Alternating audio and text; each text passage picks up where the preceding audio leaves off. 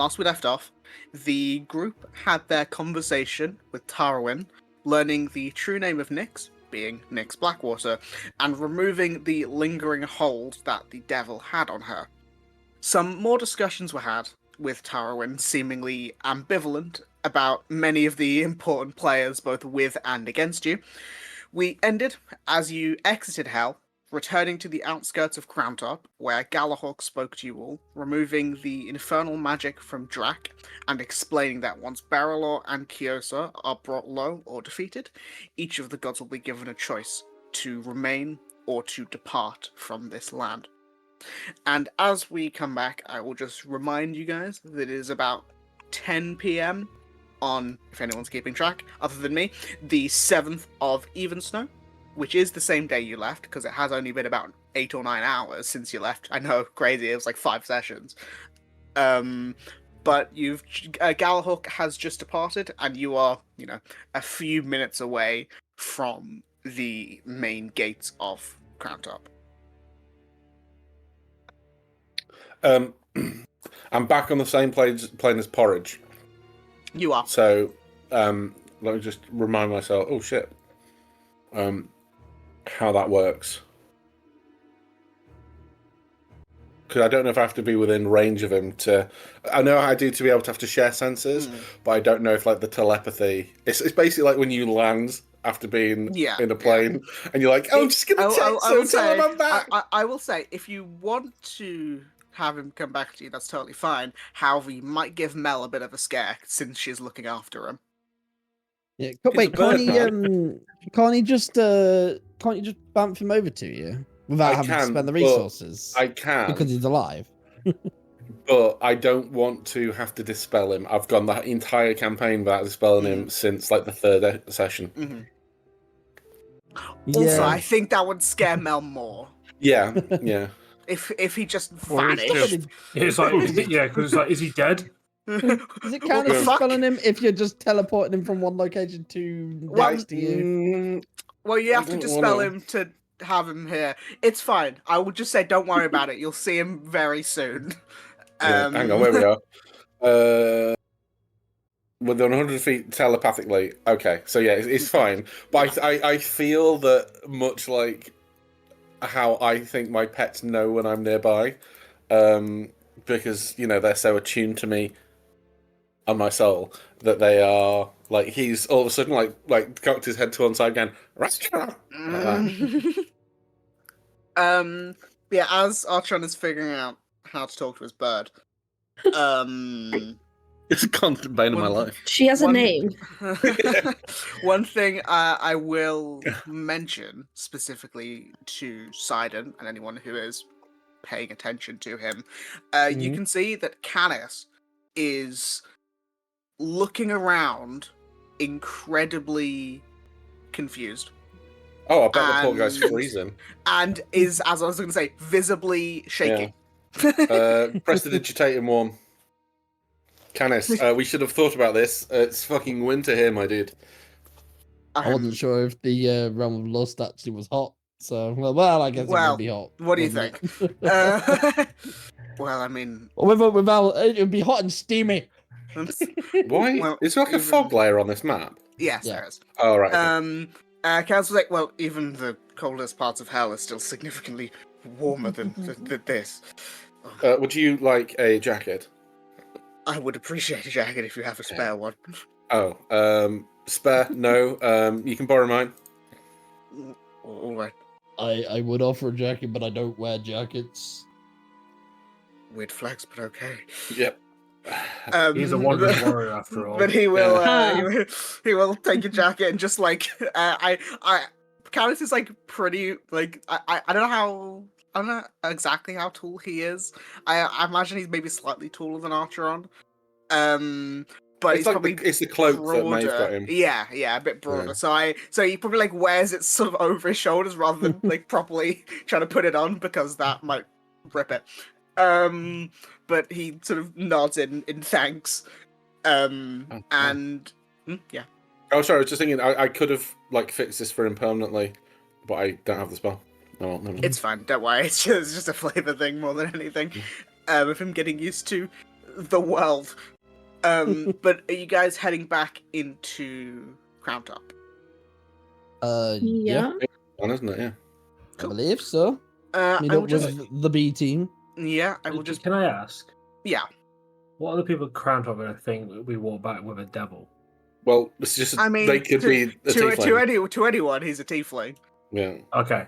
I mean, I didn't know if you. If anyone The asks- genetics are too strong. If anyone asks for 5, so you can get the free kids meal. Oh, yeah. And also, like this place Not even is 5 is this place is full It's of 5. people who are like fucking secret vampires, secret dragons, secret. Yeah, undead. It's like to be fair, yeah, a devil is probably like a I wouldn't say a tame devil, but a devil just wandering around, not causing any harm, is probably. Oh no! It's totally fine. It was just more for the fact that she's like, we've gone to Mr. Right to be fair, only a select few people in the higher councils know it's a about handful of people who know. Yeah. Why The general citizens have no idea what the fuck is going on. Yeah. And to people who don't, and to general citizens, he's just a tiefling, so you're fine.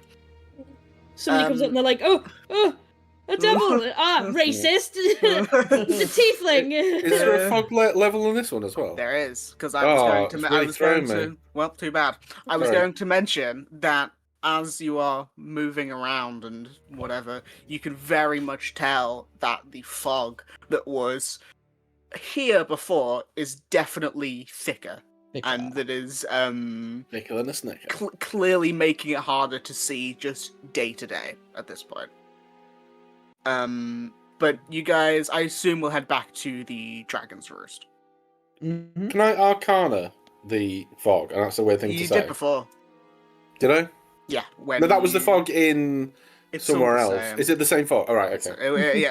In Ithiralda, all the fog's the same. That's a bit racist, actually. You can't say that. Not all fog knows each other. Well, that's true. It's not racist. He's a foggist. James, you're right. James, you're right. Not all fog knows each other. However, I made this fog, and I know it's one big thing. Right. Okay. So shut up. That's just making sure. Sorry, because it looks like the GM layer. That's why I got confused. It's on the foreground layer. No, sorry. When I see it, it looks like it's the GM layer. That's why I was like, what? I made this one slightly weaker than some of the other maps as well, because it's a place map and I didn't want to obscure things. But so you walk through the main gates of the city, and you'll know. I'll give a howdy salute to the guards. I don't know if it's the same guards who ever stopped me. You're going through the main entrance, so it's not the same guy. But you probably maybe recognize one or two of them vaguely. Yeah, probably when I sat here for an entire day. Yes, yeah, you recognize the halfling guy whose name I don't remember that I made up on the spot, who you played cards with. I'm trying to get a rapport with all city gate guards. Yeah, let's go. Yeah, so you walk up through the lower city to the middle city, past the cathedral, and sort of across the way to the Dragon's Roost Inn. And I'll say it's about, I'll call it 10:15 by the time you get to the Dragon's Roost. And change the map. I don't want to be rude, but why do we keep coming back to this one? The other place was much nicer. The one Drac and I were in was very comfortable. I mean, this is technically the highest tier in. They've still not replaced the table. I literally got rid of the axe, so to show that they replaced the fucking table. So. Who is? Simon, do your thing. Is that Mel? Yeah, you walk in. Is that a new token? It is. You walk in, and you can see. Oh, I'll say one thing first. Porridge immediately goes flying towards Archeron. And is squawking at a slightly inappropriate volume because of the time. People are trying to sleep, but it's fine. And you see the members of the B team: Kaelin, Ian, Cassian, Alex, Layla, Mel, and Calypso sitting off to the side. You do not see Verdanox in this room, or Verd, but you see everyone else that was here when you left. You can see one thing that you will definitely notice, as Pete noticed, is that Mel is not wearing any of her Dragon Knight iconography. And usually, even if she isn't wearing her armor, she usually has like the badge or something on when she's in the city, just as a show of like, you know, I'm a guard basically. But yeah, as you walk in, you see the scene in front of you. You can see a few of the B team were like getting ready to stand up and like go to bed because it's getting late. But as you will walk in, they sort of turn to look at you. You see Mel gives you a wave. You see Alex gives like a less enthusiastic wave, but still a wave. And you know, I'll give Alex a hearty wave. But yeah, so See how annoyed he is. no, it's fine. But yeah, what's happening, guys? Yeah, big show of affection on porridge. I did bring stuff back from hell for people if they want it. It's mainly rocks. Sulfur and brimstone. Yeah, so yeah, that's a good point. Do we smell? A little bit. Yeah. Okay. No. Yeah. Okay. If anyone wants to smell de-stink, in hell. What do you mean smell? Do we smell? Smells pretty standard to me. but your natural musk does overpower the abyssal planes. Yes. No, if anyone wishes to return to a non-sulfurous brimstone, And your steak about otherwise. you could. Yeah. I mean, but you're not going to take a bath right now. We can say hello to our friends, aren't we? I'm sure they're glad to see us after. I just Hello, walked through. No, goodbye. Don't talk to me till I've had my bath. But yeah, you see, Mel will stand up, and I will. Beth, if you want to send the image of Mel, feel free. I'll have to save it onto. I think I've seen that before. You haven't. Yeah. Unless Beth sent it to you without my No. knowledge, you haven't. I haven't. Because it was done this week. I can send. I've got it here. No, I've got it. Hang on. Okay. I mean, okay, I'll read it. But you see, she sort of stands up from her chair and goes, "Wow, I'm surprised you guys are back quicker than I thought." We were in hell for 100 years. You all look the same to me. No, I was joking. We weren't. Okay. We're there a couple hours. Yeah, you've been gone like the better part of a day. Yeah. How'd it go? She says very like trepidatiously. In and out, Hit or quick miss. adventure. It's We flew around on Ghost Pirate Ship. That was actually a highlight. Yeah. Well, the main thing is Nyx is back to normal, and the war can now end. However, yes, well, that's it really. That's that I suppose that's what we went for. So Well, I mean that's good. That's good. Please, come. Do you want food? Anything? What do you need? Like a. I mean, I'll get you guys food. Don't worry. And she sort of goes off and talks to the bar woman about food. Does Mel look different to anyone? She looks pretty much. Her hair is down. That's the only like non like clothing difference. She's not wearing her iconography of the Dragon Knights. I think she got fired. Well, Probably because she hasn't been doing much for the Dragon Knights recently. I mean, she just looks more. I Like- think she quit, Like to a- be honest. person. No, I mean she looks. What's the right word here? Lighter. What do you mean lighter? Like she's Like her not soul. as yes. Like no armor. She's wearing Oh, different armor. like the weight on her soul has lifted slightly. Yeah. As you're whispering about this, Layla will sort of lean over to you two specifically who are talking about it, and just say, "Yeah, so we did that. We looked into the thing that you guys didn't with the manor. I'll let Mel talk about it when she's back. But basically, it was a mission for the Dragon Knights more than anything. And when we went to collect the reward, Arian, the guy, the Dragon Knight guy, he basically, he didn't fire her. He gave her like an ultimatum, being like, either you gotta, be here and help here, or leave. He, because of the new management and everything, obviously he doesn't know about the possibility of the war ending. He's sort of trying to get rid of any loose threads that he can't, see. So he said that it was a little bit like forceful, but it wasn't really aggressive. Look, but whenever you're given an ultimatum, like at that point you either take the whole tomato or not. Yeah, you know. Yeah, I mean, I thought she was gonna. He gave her some time to think about it, but she, I think, already had her answer. So basically, it's not fired, but forced retirement.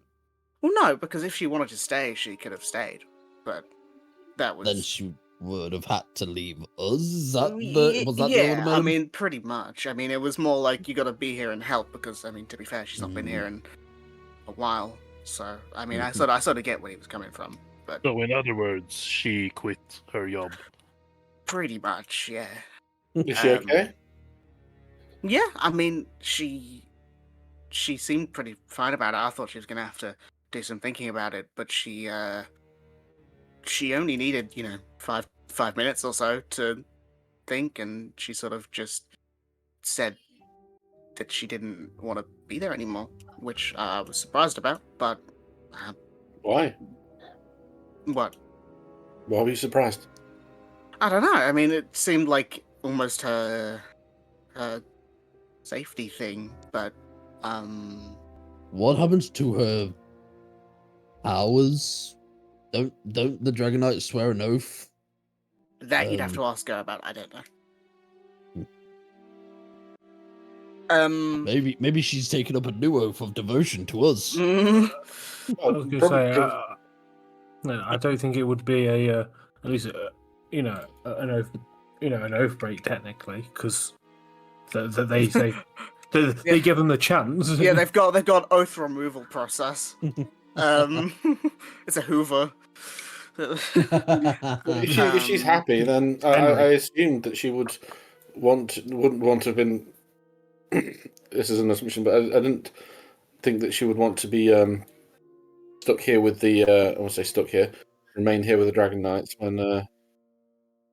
Well, I was going to say we, but you specifically, Layla, be presumably moving on.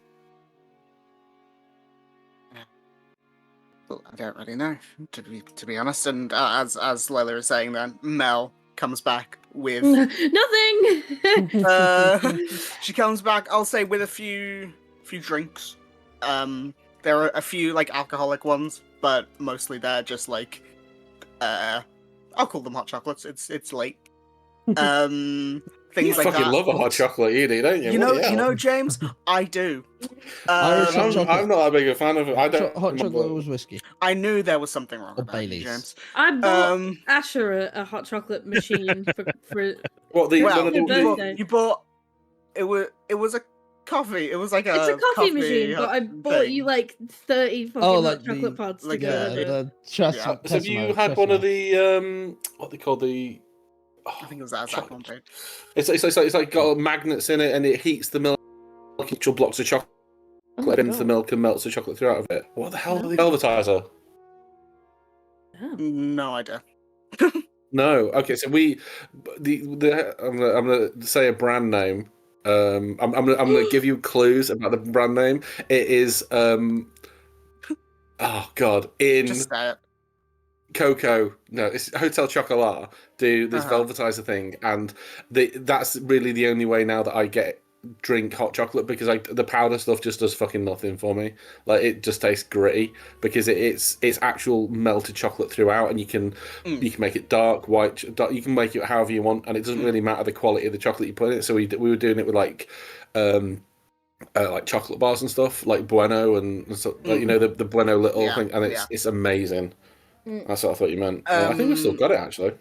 But yeah, Mel comes over and puts down the drinks, and there's also some bits of food as well that you guys can eat, because I don't think you guys ate while you were in hell. At least nothing particularly nice. To my understanding, I believe, apart from maybe Sidon, we avoided eating hell food. I mean, you probably had some rations, but this is a lot nicer. Yeah. But yeah, Sorry, nobody ate in hell. Have you seen my outfit? But she didn't we eat some of the lobsters at the with the SpongeBob captain? No, I probably not. Okay. I mean, they were edible, but that's about as much I can say. Sidon probably ate. No, put your hands up if you're shocked that Sidon at the weird house did. Nobody's hands are up. That was definitely something I ate in hell with someone. I think it was the barman in that weird place. There. Anyway, Mel hands you the drinks and the food's on the table, and she sits down and says, "Well, you can tell us about what you guys did, off screen off screen because we know what you did. we all people know what you guys did. Before we do get into our hellos, we have brought a new person back from hell with us. This is Canis.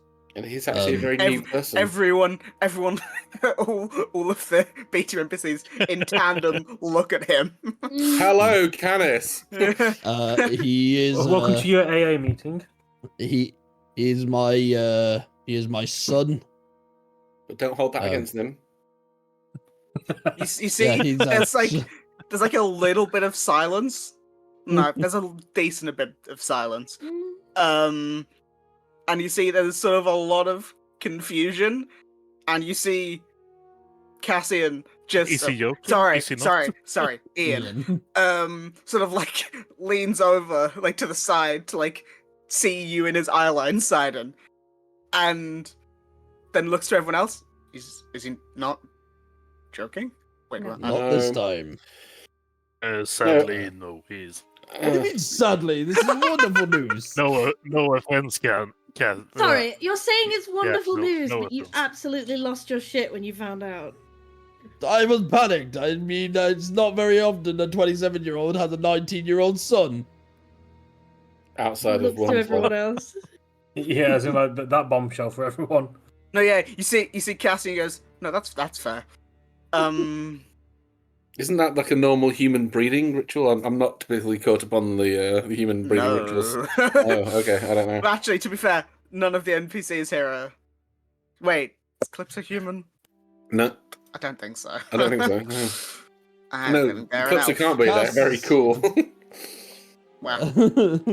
Calypso is a human. Oh no! Wrong. Oh, I regret ever extending them an invitation. No. Surely Cass would have something to say about human breeding rituals. So I don't think we're going to ask a cleric about appropriate age. Calypso just says behind you. No, Archon, that's not normal. But besides, it was. Isn't it scented candles and Marvin Gaye? Usually. Look, it was a weird devil ritual. It's a bit of an awkward situation, and me and Canis need to have a conversation about that, but that can be we can hold off on that for a little while. Put a pin in it. Until we've all caught up with everyone. What have you guys been up to, B team? Did you call them B team to their face? Yes, fine. I did. They half adopted the name. Let's be honest. You see, Mel, slaps legs and says, "Well, we did. Kaylin, Ian," she says with a wink. Myself and Layla looked into what happened to the manor. which Arian wanted doing. Basically, as per the thing that we got, there was like 3 suspects. And we found out through some clever investigating that 2 of them were changelings in disguise. And one of them was a half-orc gentleman who didn't remember anything from the incident. But anyway, we found the 2 changelings. One of them was named Lewis, and we had kind of to intimidate him to get some information. Layla did that.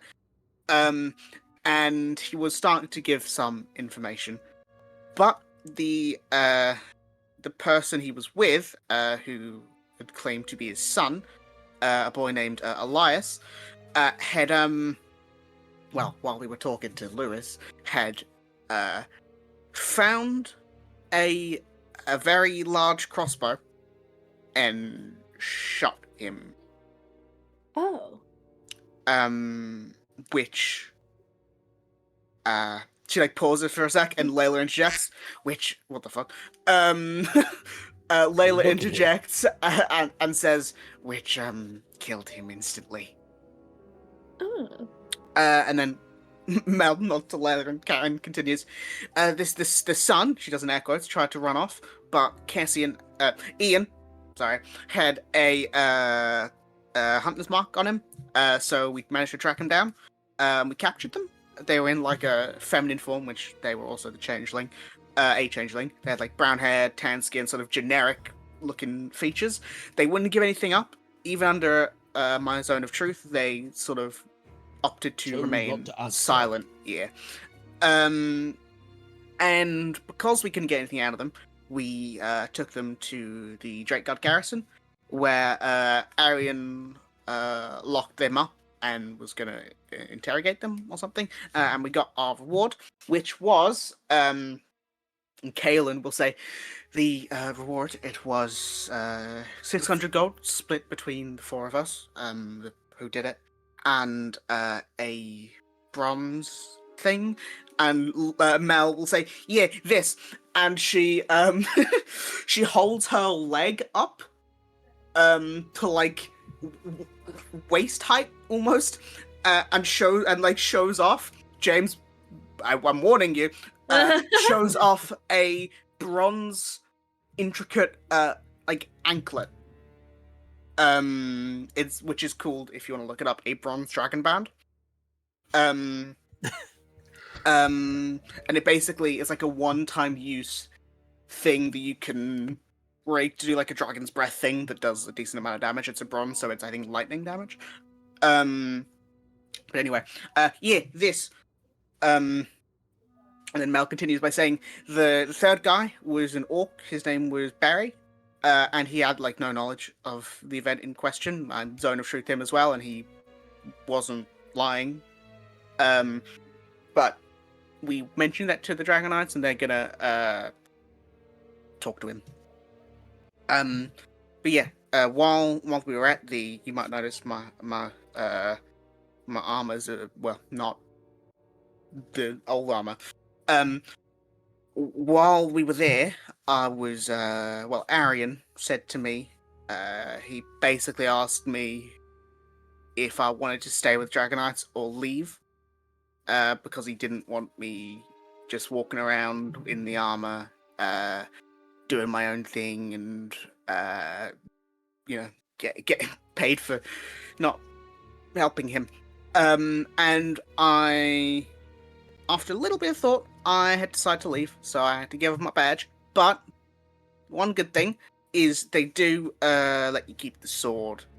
They let me keep the sword because I was higher ranking, so I still got the sword, and she like gestures to it that's on the table. So that's good. And just out of curiosity, what happens to your Dragon Knight oath? Do you keep that as well, or is it just the sword you keep? Well, Out of character, I'm asking specifically yes. to her Yeah. powers. If she's an oath breaker. Well, No, I haven't seen it. She took I up the word. I can still do some of the We got stuff. the oath, fine. I can still do some of the stuff. However, I don't have access to that specific stuff anymore. Mm. Yeah. So that might be a bit of an issue. I didn't really think about that. How does that? How is that for you Well, it's in a terms little, of like how does it make you feel? it's a little bit weird. Because I've never really, since I got the power, I've never really not had something to follow. But it's just something that I'll have to figure out. I mean, we helped Bryn with their, oath and their powers and stuff. So maybe, maybe I'll get that same juice. I don't really know. But it is a little bit weird. Slightly feels slightly wrong. But I'll deal with it. Do you remember making your oath to the Dragon Knights? Yeah. Okay. And is there anything? Is there any other group that does anything similar?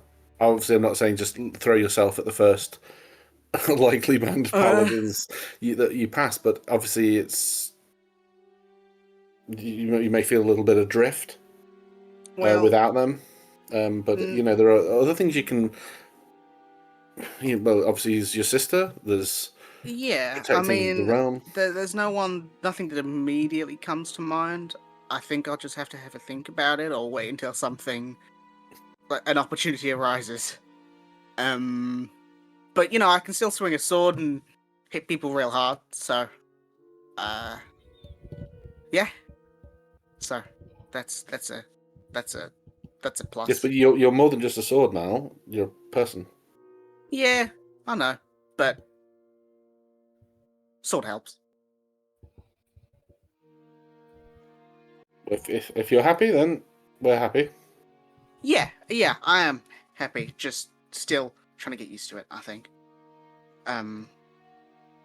Anyway, sort of like turns around, and Alex will now say, while they were off, figuring out the stuff about the manor, I went to speak to Celine, and didn't mention much to him because I didn't know what was private information, what wasn't. But I mentioned to him that you might need some help plane shifting, and I know he knows magic and stuff like that.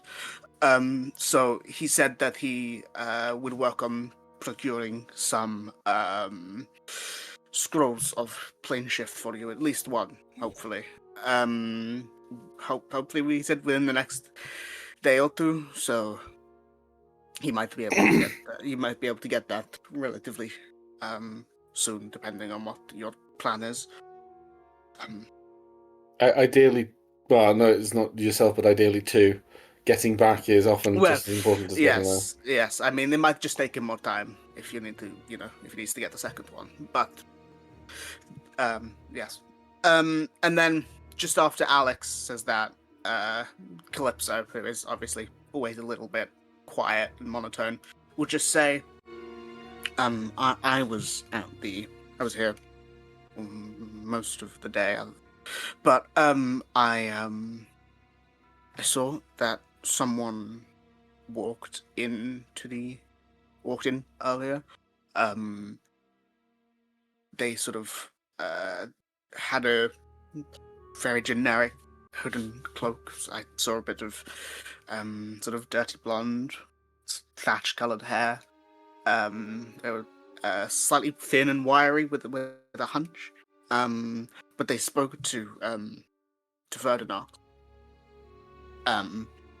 And the conversation was only a minute or so. I didn't hear anything. But once they'd finished speaking, they left, and then about 10 minutes later, Verdanox left afterwards, and I've not seen him all day.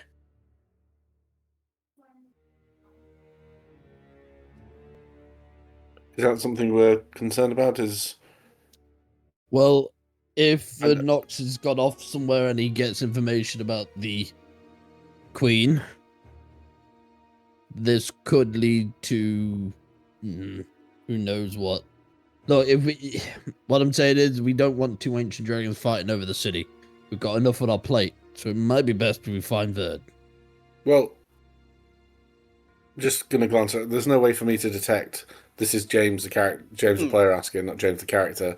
It's definitely not James the character. There's no way for me to detect a dragon in its shifted form, is there? Because detect magic doesn't work. No, it doesn't. I Right. looked that up before. Can I, just as a weird thing that Yeah. might work, can I use my Eyes of the Grey just to see if there's anything around, like, you know, like listening devices or people who are standing there listening into what we're saying? 'Cause Someone Simon just did standing say- there. Someone that's standing there in the ethereal plane. Yeah, because somebody just, you know, Simon Simon just did just outright say said the Queen. Yeah. Obviously that wouldn't be enough context if they had no idea, but if Just they have to had some vanish some idea. barmaids now, I'm afraid. But I Yeah. feel like we are in a place in this bar that is so far removed from anyone else that I think I don't we're know. pretty safe. They're You just would be the world's literally in here crappiest with us. spy.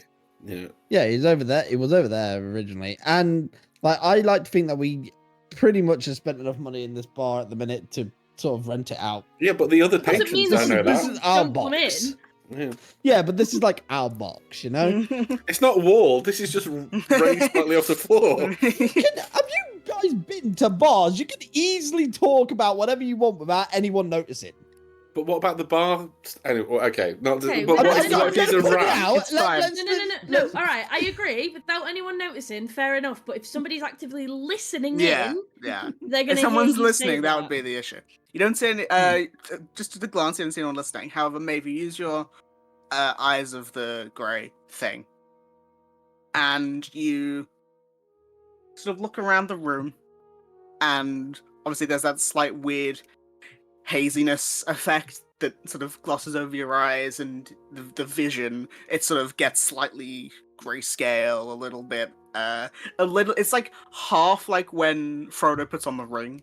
Okay. And you can see sort of the sort of outline of things and whatever, but it's not fully like that. But you look around and nothing. Can you make me a perception or investigation check? Again.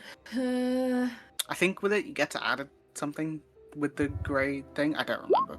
It's been so long since I made it. 21's that will get it. Don't worry. But you look around, and nothing around the room catches your attention. However, as you look to the people around you, you're like, you know, is there someone hiding behind Ian, you know, in the ethereal plane or whatever?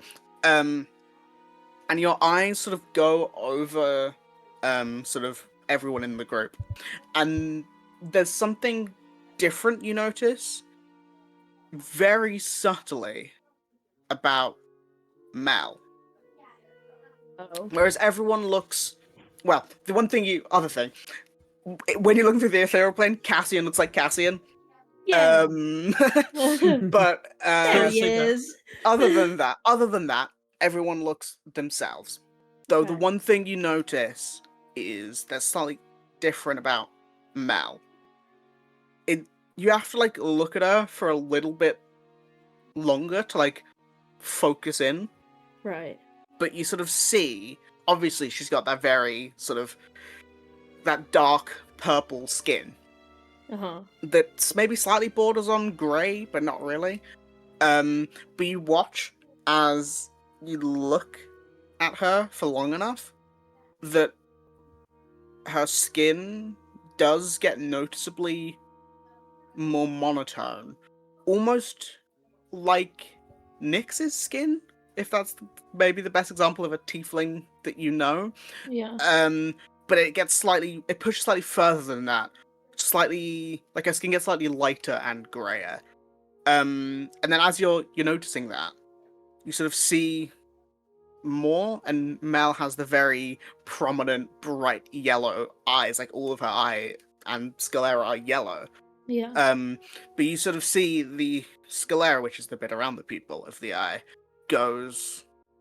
begins to go from that yellow to like an orange, and then is clearly bordering on red. And you notice the same thing from her lips as well. And the last thing that I will mention is that her face, which is, slightly, I want to say wide face, but she's got a little bit of a wide face. You notice as it gets slightly rounder, and you notice like dark points, like dark freckles.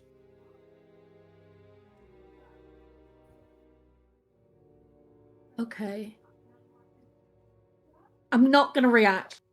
I'm gonna try very hard not to react and make a fuss in front of Mel. Mm-hmm. And kind you of look like around, you look glancing around the like- rest of the room, and nothing else is different. Okay. What I was going to say is we can... sorry, problem with her. To find out where Verdanox is, I can just cast send in. I can just ask him where he is. Yeah. But they can choose to respond to that message, right? They can, but why wouldn't they? He was relatively friendly. Well, he gave me that spell, so... Also, James, you don't have to, obviously not now, but I do have the stuff ready for Raod when you want to talk to him about that with that spell. Cool. I just thought I'd mention it. Yeah. No, I was going to try it out on Rail before I tried it out on Nyx, but we didn't have time to try it out on Nyx, so... yeah. But Maeve, that is what you see, and then I think it only lasts for about a minute. So after that, after a minute or so, that sort of grey glaze vanishes, and you're seeing normal, and Mel looks as she did just before you cast the spell. But yeah, Artron, if you want to send him a message, go for it. But if he's found his prey and may not want to talk to us, just don't be shocked. Okay. I'm not completely unprepared for people to not answer me. It's, I'm a big boy now, son. But that's fine. I will. So here's the other question as well. Do we want to bring him back here? I mean, I'm interested in what he's found or who came and collected him.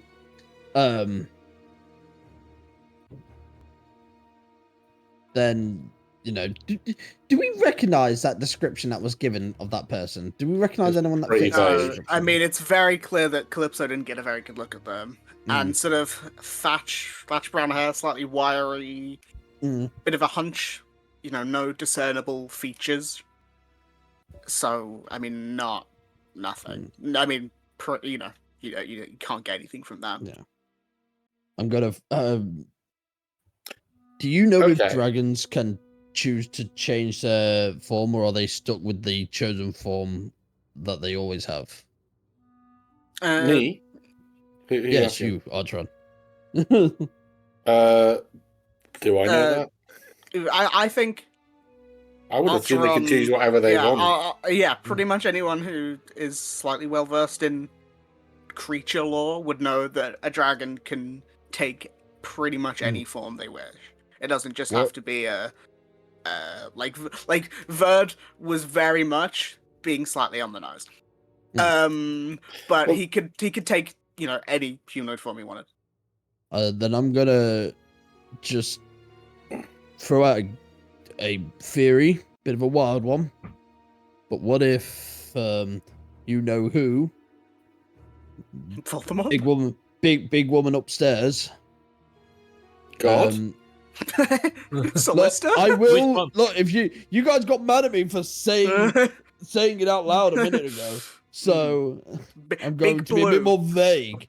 But what if she changed shape to look a bit more like a peasant, to then come to them and she, just she say, Princess Jasmine him. Is what you're Yeah. saying. yeah, Do and you came trust to it me? just to basically say, "Come with me, we need to have a chat." Come with me if you want Come to in if live. you want to live. Yeah. Mm. I not that I don't think that is within the realms of possibility. However, I would say that I do think that dragons are maybe able to detect each other where I'm not. I would assume so, and I wouldn't put it past them. They're very powerful creatures, so I would have thought she would have made every effort to stay as far away from him as she could have. Mm. Um, Unless So, she yes. wants to bury the hatchet. There's two things. One, do we want him back? I would say, for the moment, I'm not super psyched about having a potentially mad dragon fight. um, I don't mind it because we're not going to be here, but that's not, very on brand. So, if you want me to bring him back, I can. Secondly, he may not want to answer this, but Calypso, you mentioned that you can't really recall what this creature looked like. I mean, it was just a person in a hood. I just didn't see. I wasn't really paying attention until they were sort of halfway gone because I didn't think it was important. But then I saw them speaking to Verdanox, and that sort of led me to try and recall what I could. Humans, am I right? Yeah, they all do look the same. What's that No, that's fine. supposed to mean? I also we have no clue if that person was human or not. No, I'm talking about you. No, I know. So what I was going to say is, if you had seen them, I could have maybe used a spell to recall a suppressed memory, but I think that would be really stretching the definition of the spell. So I don't think it's suppressed as much as just not remembered. Yeah, I don't think. Yeah, it wasn't a suppressed memory. It was more a half glance when they were leaving memory. Okay. I'm going to throw it out there, and this may sound somewhat dismissive. We have other things to worry about right now if he's not here causing an active problem. And the thing with dragons is they can fly. So if it comes to You it, can fly. I can't fly. You have a horse. No, The horse can Go fly. on about I your can't horse. fly. You go on about your Yeah, horse and being the able to spell fly fly? faster than I can run. No, I don't all have the the spell time. fly because Slab has it. Slab can fly. Slab can fly. If it came to it, I could When concrete find a flies. way to replicate flight in a couple of different ways.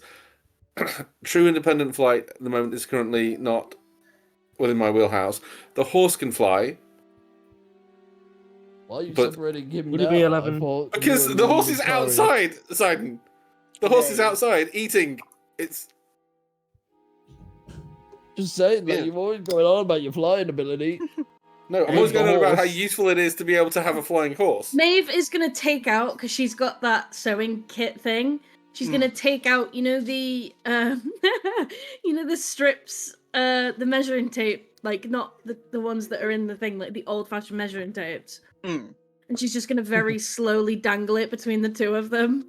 Mm. Do you need this? No, it's fine. All I was saying is the dragon could fly away.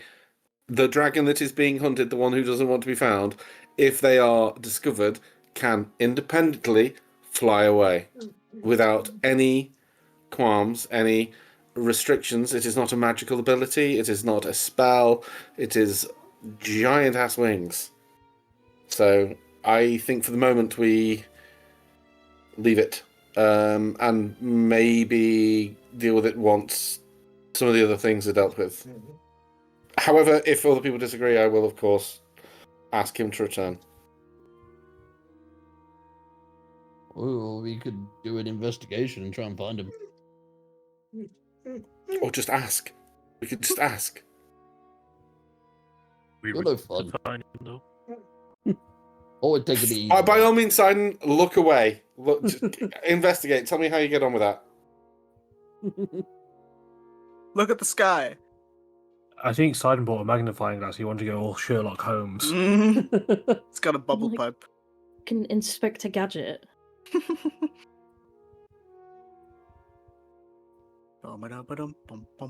Thank you.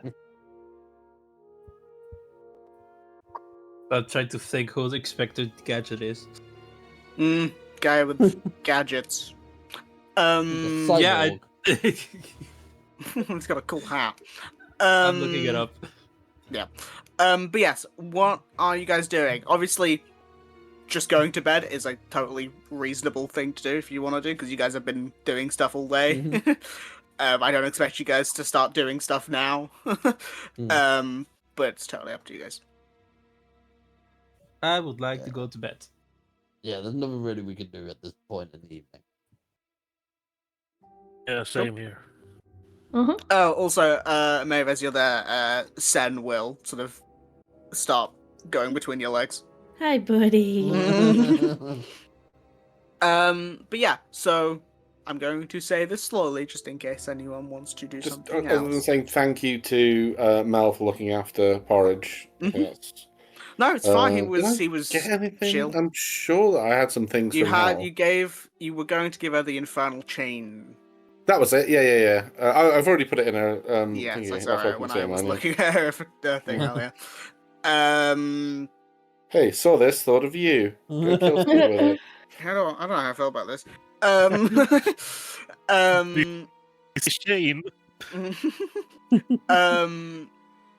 But yeah, it's fine. But yeah, so unless there's anything else you guys want to do in the immediate, How long would it take for me to draw what I saw of Mel? I Do mean, you not it's have just like a minor illusion or something? not long. I mean, I don't think she wants Mel to see it, and she wants to have it drawn. But not too long. I mean, it's just sort of a face like sketch. Because I'm gonna draw that, Mhm. and then once It's everyone. a question I've never actually thought about. Does Maeve have coloured pencils or coloured charcoal? If she needs it, she can use my quill that can draw in all colours. It's like one of she those can Bonus draw action with for me to quill. make. I don't think she It's- can draw with a quill. It's She does, described like- as a quill. I've always had it as a quill only when it's been a spellcast, but I suppose it could just be a pen. She uses charcoal. That typically only comes in one colour, I think. I Yeah, don't know. yeah. So I'm thinking she could probably draw it and then Overlay it with some chalk, which does come in a variety of That colours. is true. yeah. Did they have like a kids table with little packs of chalk? Crayons. Not in Fantasyland. God damn it. I told you we yeah. should have gone to the other bar. One of those. If I can't find some sort of coloured chalk, then I will just annotate Okay, yeah, the parts. Because this. I mean, mainly it's greys. The only bits that are red would be the lips and the sclera of the eye. Okay. But yeah, so I will say you will head up to bed after that, unless Maeve wants to tell anyone about this. Yeah. Sorry, hiccups. Oh my god. I think she would wait until everyone's gone to bed, i.e. Mel. Mhm. And then are Drac and Archer in separate rooms now? I I assume. have no idea. I don't think we've ever talked about sleeping in here. Yeah. I wasn't actually sleeping in here previously, because I was sleeping in the I field. think you had a room for one night, because you spent Oh, the of course, night we stayed here before you went. yesterday. Yeah. Yeah. But yeah, I'll say everyone's in a separate room, unless otherwise stated. Okay, then I think she would first knock on Drac.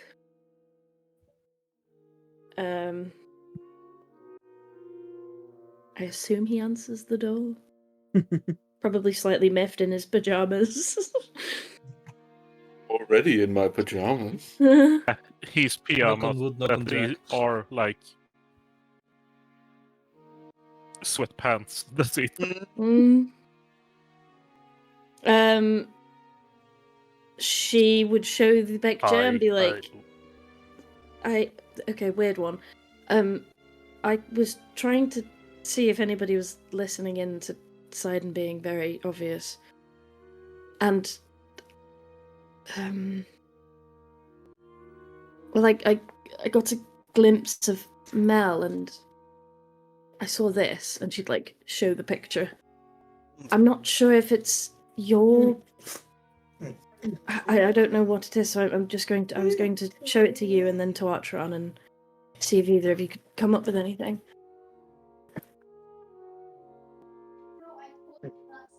Does it look like Mel, like in the picture?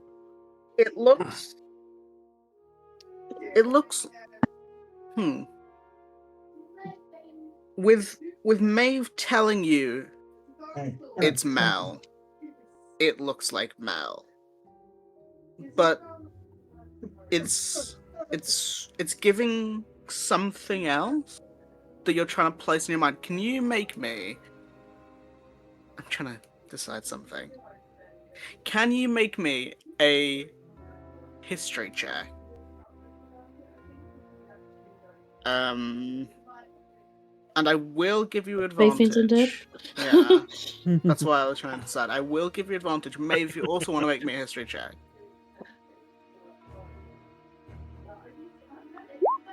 Yeah. 22. 22. Okay. Jack, you're looking at this, and you're trying to figure out... Yeah, it looks a bit like Mel. I mean, obviously you've been told it's Mel, so it's you know, it looks a bit like Mel. However, your mind goes back to a while ago,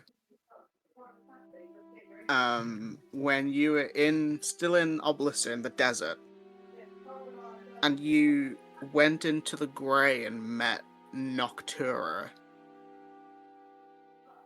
who was a woman with light grey skin, black freckles, red lips, and red sclera. And it's... I mean, if it's a coincidence, the resemblance is uncanny.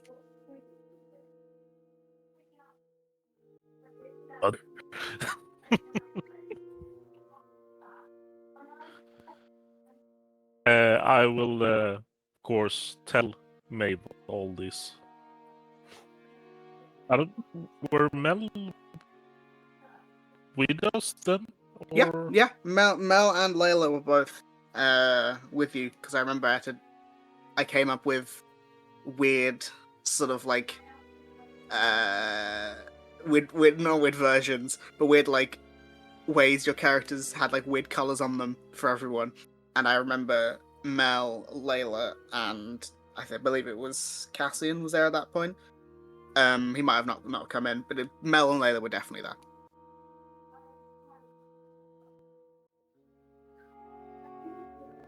Okay, being told that, because Maeve spoke to... We'll tell Maeve all of this. Yeah, because Maeve spoke to and got the thing from Noctura, right? Yeah. Would I know why that would affect Mel? Wasn't there something recently? Was it Mel recently that had some thing going on with the Grey? One, I'll say a few things in what's the word?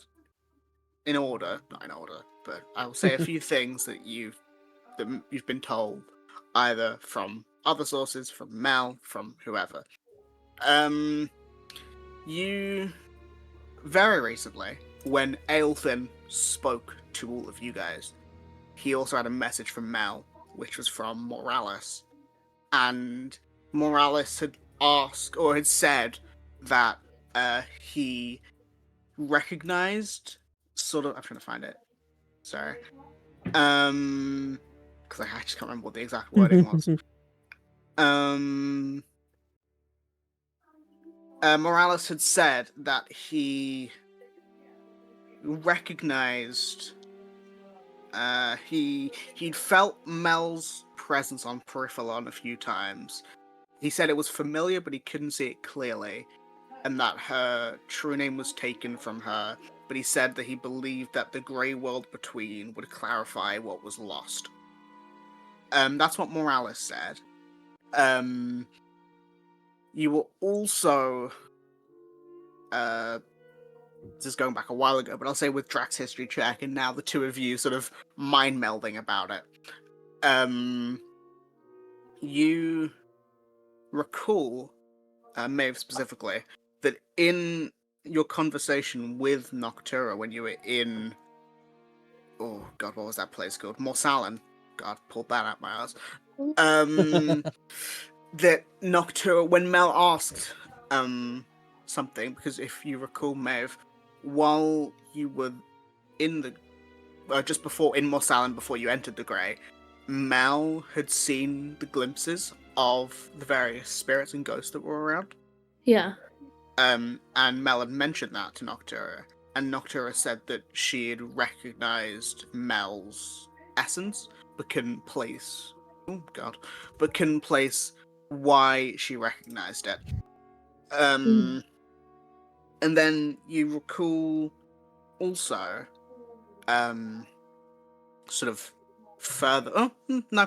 In fact, I will say that is what you recall. You recall that Noctura said she recognized Mel's essence and what Morales said. But you can't think of any direct reason as to why the Grey would affect Mel, like nothing concrete in your mind. Okay.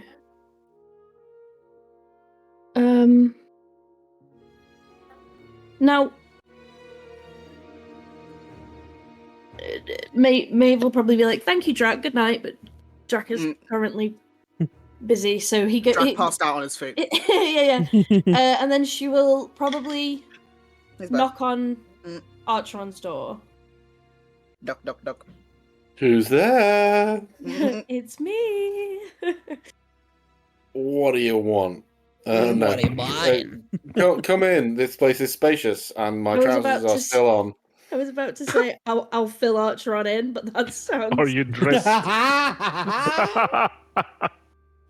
That's either a threat in a sexy way or a scary way. We wouldn't have thought anything of it, but then you mentioned it. No, you would have. No, we wouldn't. You would. Somebody would have. All I can think about is that Craig David song. Can you feel me? Yeah. Can you feel me? You know what this is? We would have thought it, but we wouldn't have said anything. No. Maybe. Why were you sleeping around late last night? Archeron, focus. Sorry. So No, never. she'll tell him. Archeron, take your pills. She'll tell him what she has learned, and if he and probably say, "I'm thinking of trying to get in contact with Noctura, since somehow we are kind of linked through the gifts that I was given." Do you have a method to do that? Nope. Swing in a. I do, if you want me to. Am I okay to come in? So we're not in the. Yeah, sorry. I Okay. did say come in, sorry. Standing in my the bad. corridor. Yeah. I don't want Mel to hear. So yeah, she would go in and. Isn't like- Mel in an archer's room though? No. No? No, not that I know of. No, I don't know. Oh. She's hiding under the back. No, I'm kidding. They'll Yeah, never without spot her you armor, here. her stealth is just through the roof. Nope. It's still It's average still at heavy. best.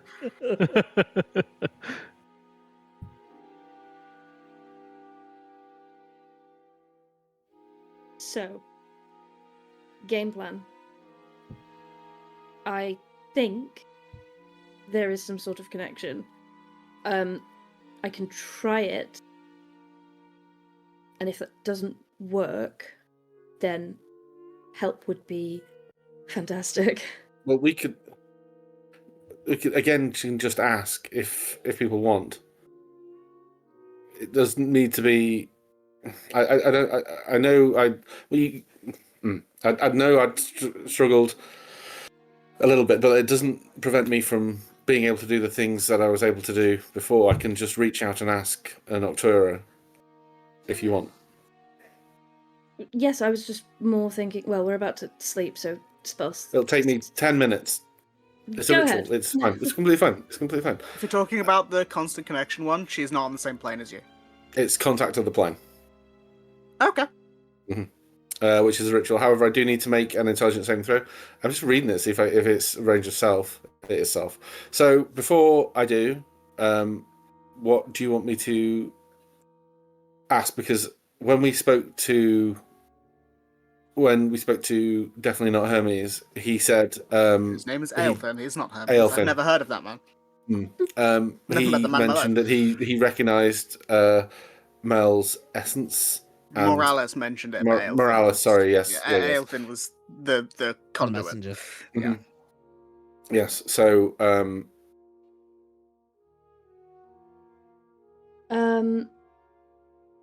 Well, my thought would be, has something changed about her? Because I'm seeing this version when I look through the grey. and presumably you show me the picture, right? Yeah. Yeah. Okay. I would just mention, since both of the people in this room have a high enough religion where I will say this, you would recall that in the divine family tree, Noctura is the daughter of Morales and Odaluna.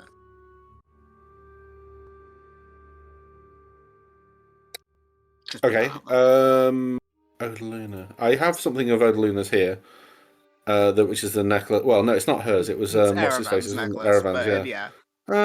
Okay. Well, we can do a couple of things. It's up to you.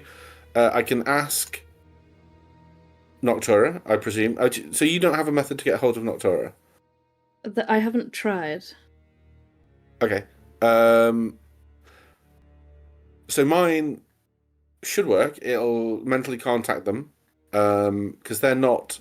Noctura's not a god in the true sense, are they? She. I mean, in her current state, I would class her as a demigod. It specifically calls out demigods on this one. Yeah. So yeah. Okay, that's fine. We can ask up to 5 questions. Which was this contact of the player. Yeah. Just so I can.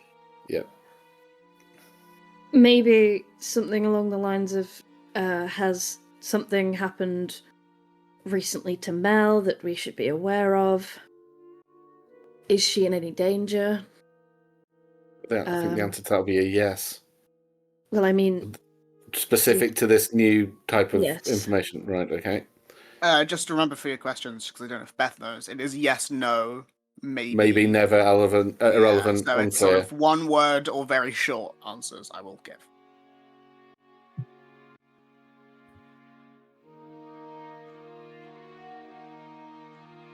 So we don't have to ask 5. It's just we have 5 of them. If you wish. So has anything about Mel changed at a theological level? What's metaphysical level? What's the word we're looking for there? Spiritual? No.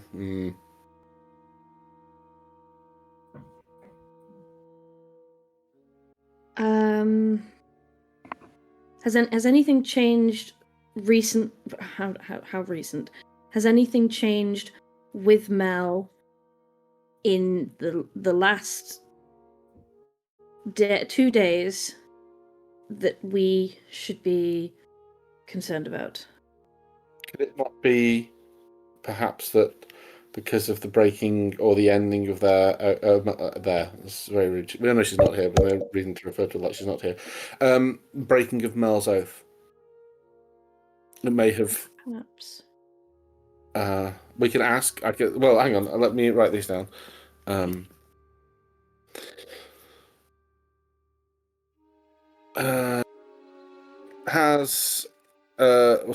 So has anything? Okay, well, we need to think about these because as we start pulling apart these questions, they seem to fall apart on us. Has the end of Mel's oath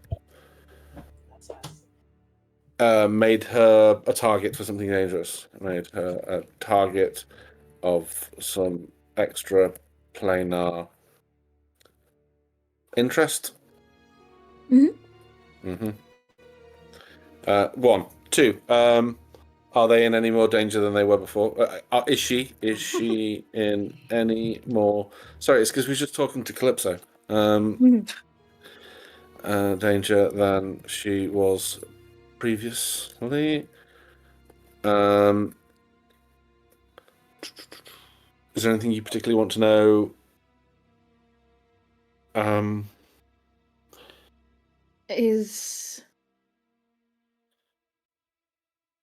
Will it?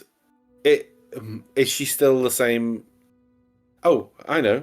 Her name has been lost. Does Nocturnus now know who she was? Noctura. Noctura.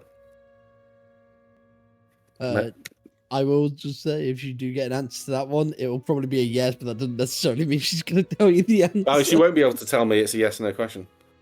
But there are other ways of getting in touch with her, so it just means it's whether or not it's an avenue that worth investigating. Fair.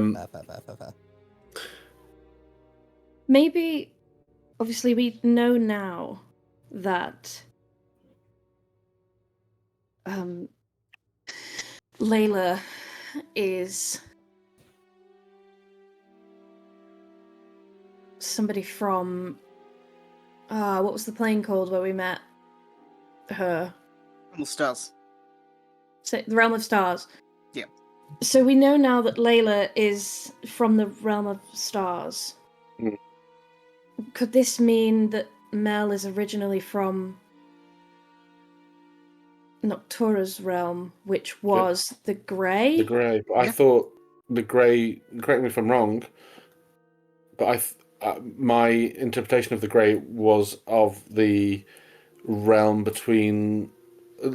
afterlife between life and death. Yeah, it's the realm where souls are before Cairo takes them to their cave to be judged. So if she was from there, much like Layla, she is not. She wasn't a mortal soul prior, which means Kyosa. Again, okay, so was Mel originally from the Grey? 2 more. Oh no, 1 more. You good? Should we? How's things? Should we bring Mel to see you? Maybe. Okay, I think, because this is the last question. And what's important to Mel at the moment is Layla. Yes. Mm-hmm.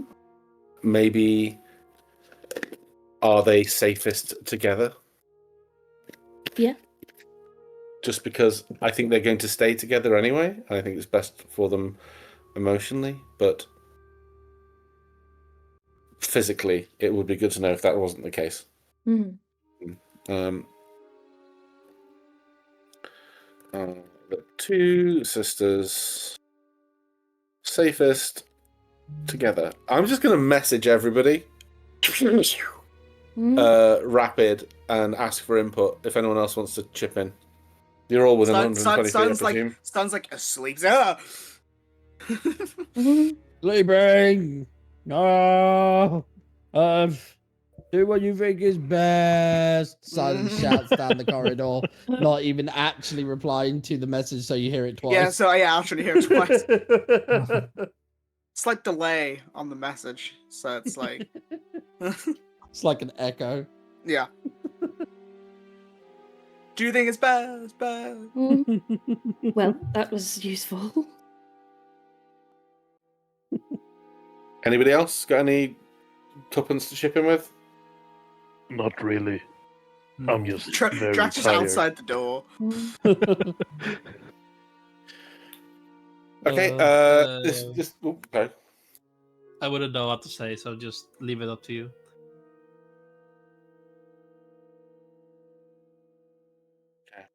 I think This- this is a good idea.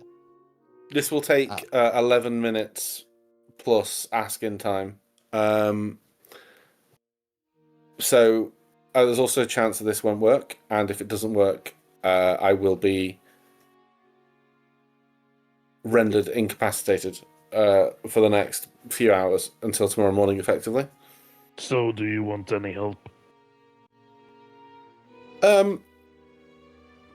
Weirdly, Since the I'm really already up, you know. well, no, weirdly, the only person who could help me here would be Mal, because I have a paladin aura. However, No. presumably, Cast. Do I have anything? It's that specifically can a help saving me? throw he makes. If anything to Mm. boost a saving throw, then it's fine. Don't worry. I'm used to this now. Right. So I am going to. Archeron is going to start drawing on the desk rather than on the floor where he's done it before. On like the writing desk of the room, he's going to draw a circle. And then, whilst we were in Noctura's realm, presumably there was writing or some kind of, I don't know. He starts like, it looks like he's sketching runes on the table in this magical ink that are floating just like a quarter of a centimeter above the table itself. And at first, just like a load of scratches and lines within this circle, and after kind of 7 or 8 minutes, you start seeing this like here's one I made earlier pictures start coming together between all of these different scratches, lines, and runes that when you used to see those. I don't know if anyone remembers those, the forum posts of just the symbols on the keyboard where it would be like a picture. I can't remember what they're called, like the ASCII art. It's kind of like that. He starts like doing ASCII art of Noctura herself, with little like the @ symbols for eyes, and so it takes him a little while. And yeah, well, hang on, there's got to be like a yeah. So after a while, it comes together and it looks pretty boxy, but it's fine. And as the kind of the last few pieces finish, like 11 minutes after he started, and it would be a little bit. Like he would be like sat in silence for 11 minutes. Yeah, he would just like be sat in silence for 11 minutes as he did this with his kind of his back to the wider room, and as he finished, like the ritual circle would gleam, and the team's dialing tone would start, and he would try to bell Noctura. cool. If you want to make me an intelligence saving throw. Yes. Where's my saving throws? Here we go. Plus Big 9. money. Holy shit. 21. Nice. 21. That definitely succeeds. Would it have succeeded if you rolled a natural one? No. Because he gets DC No, is- it's like it's against my DC. spell save, I think. No, the DC's 15. I looked. Okay. God, if it was your spell save. Well, my spell save isn't that high. It's probably No, the I know. lowest It would, no, spell I know. 19. It would just be No? funny. It's Oh, I like thought it was. it would just be funny if I gotta beat myself. But no, and it'd be really fucked if you're not a wizard and you have that spell, because you'd have to beat your high DC with like charisma. Oh yeah, actually that'd be Because it's a warlock spell as well. So you'd have to beat the intelligence save with As a presumably a charisma lower caster, intelligence. If you're not a wizard, yeah.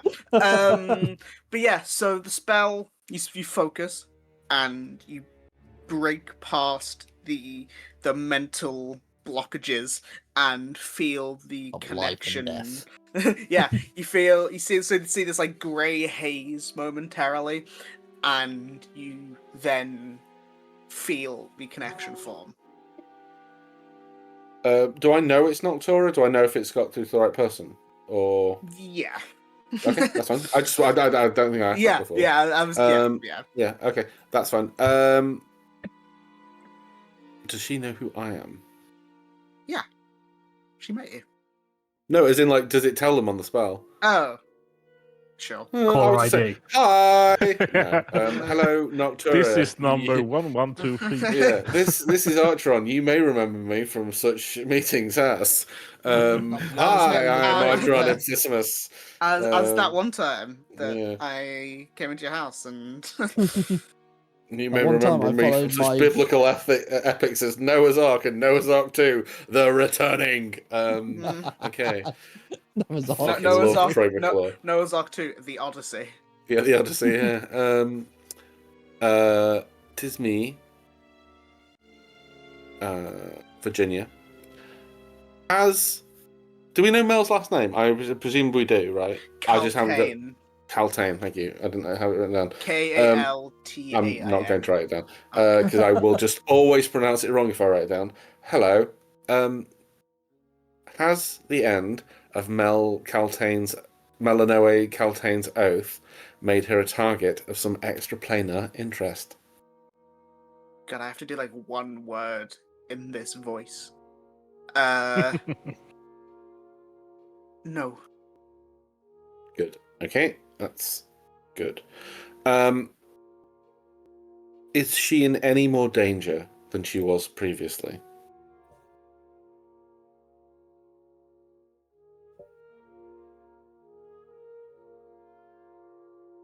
Sorry, I'm trying to come up with a good answer here. It's yes or no. Well, it's yes, no, never, irrelevant, or unclear, or I might be able to give a short phrase depending on if I think it's right. Try 118118. Unclear, try again later. Sorry, you're breaking up. I think the answer's gonna be irrelevant. Because nothing has changed from before. Do you now know who she was before?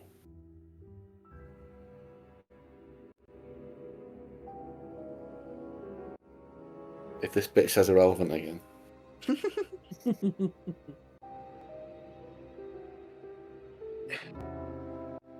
Maybe.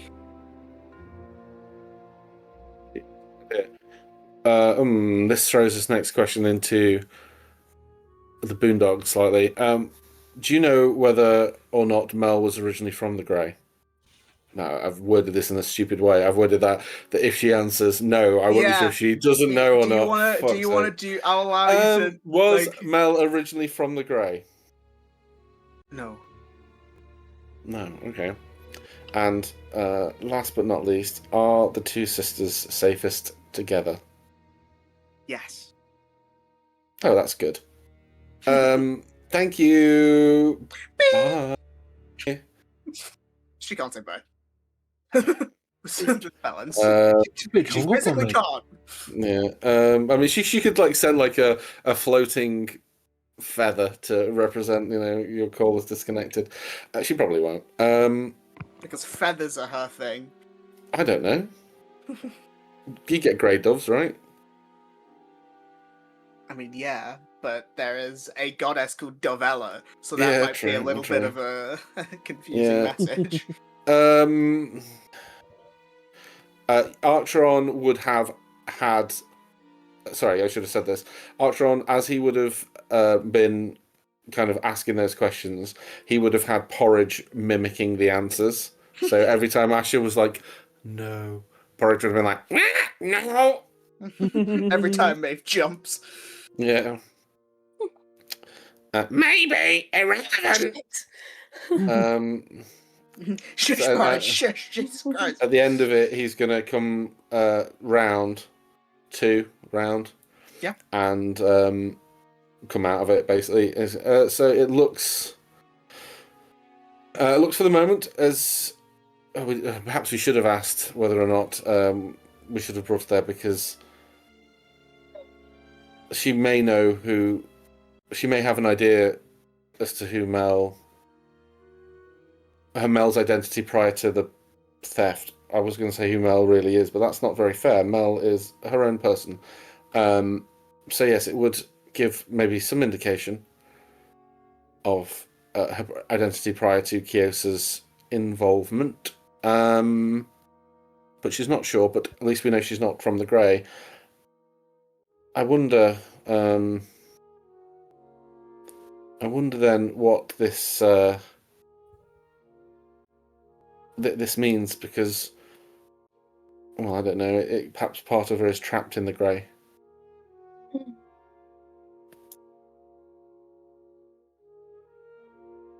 She seems happy. Yes. I'll bring it up with her tomorrow. Okay. Thank you for your help. I'm going to go and sleep because I'm very tired from our day in hell. One hell of a day. Yeah.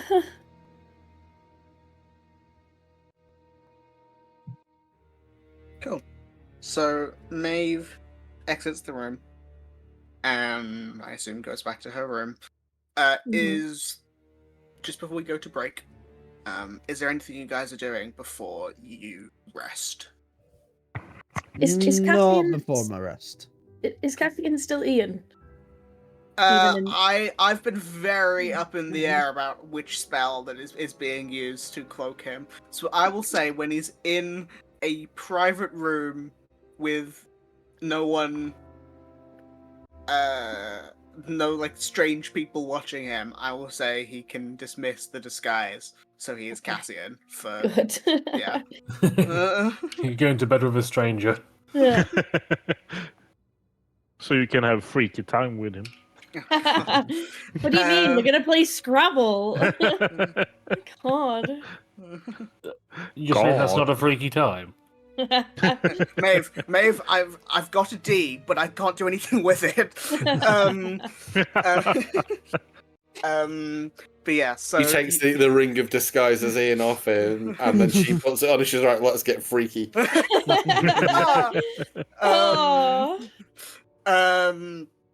But you all head to sleep, and we'll say you can all hit the longest rest button for the first time in a lot of sessions. Christ.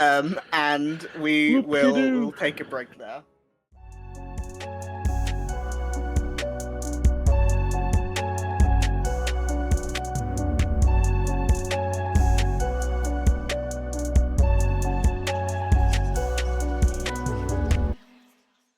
Picking up from after the break, you will have just long rested for the first time in like 6 sessions.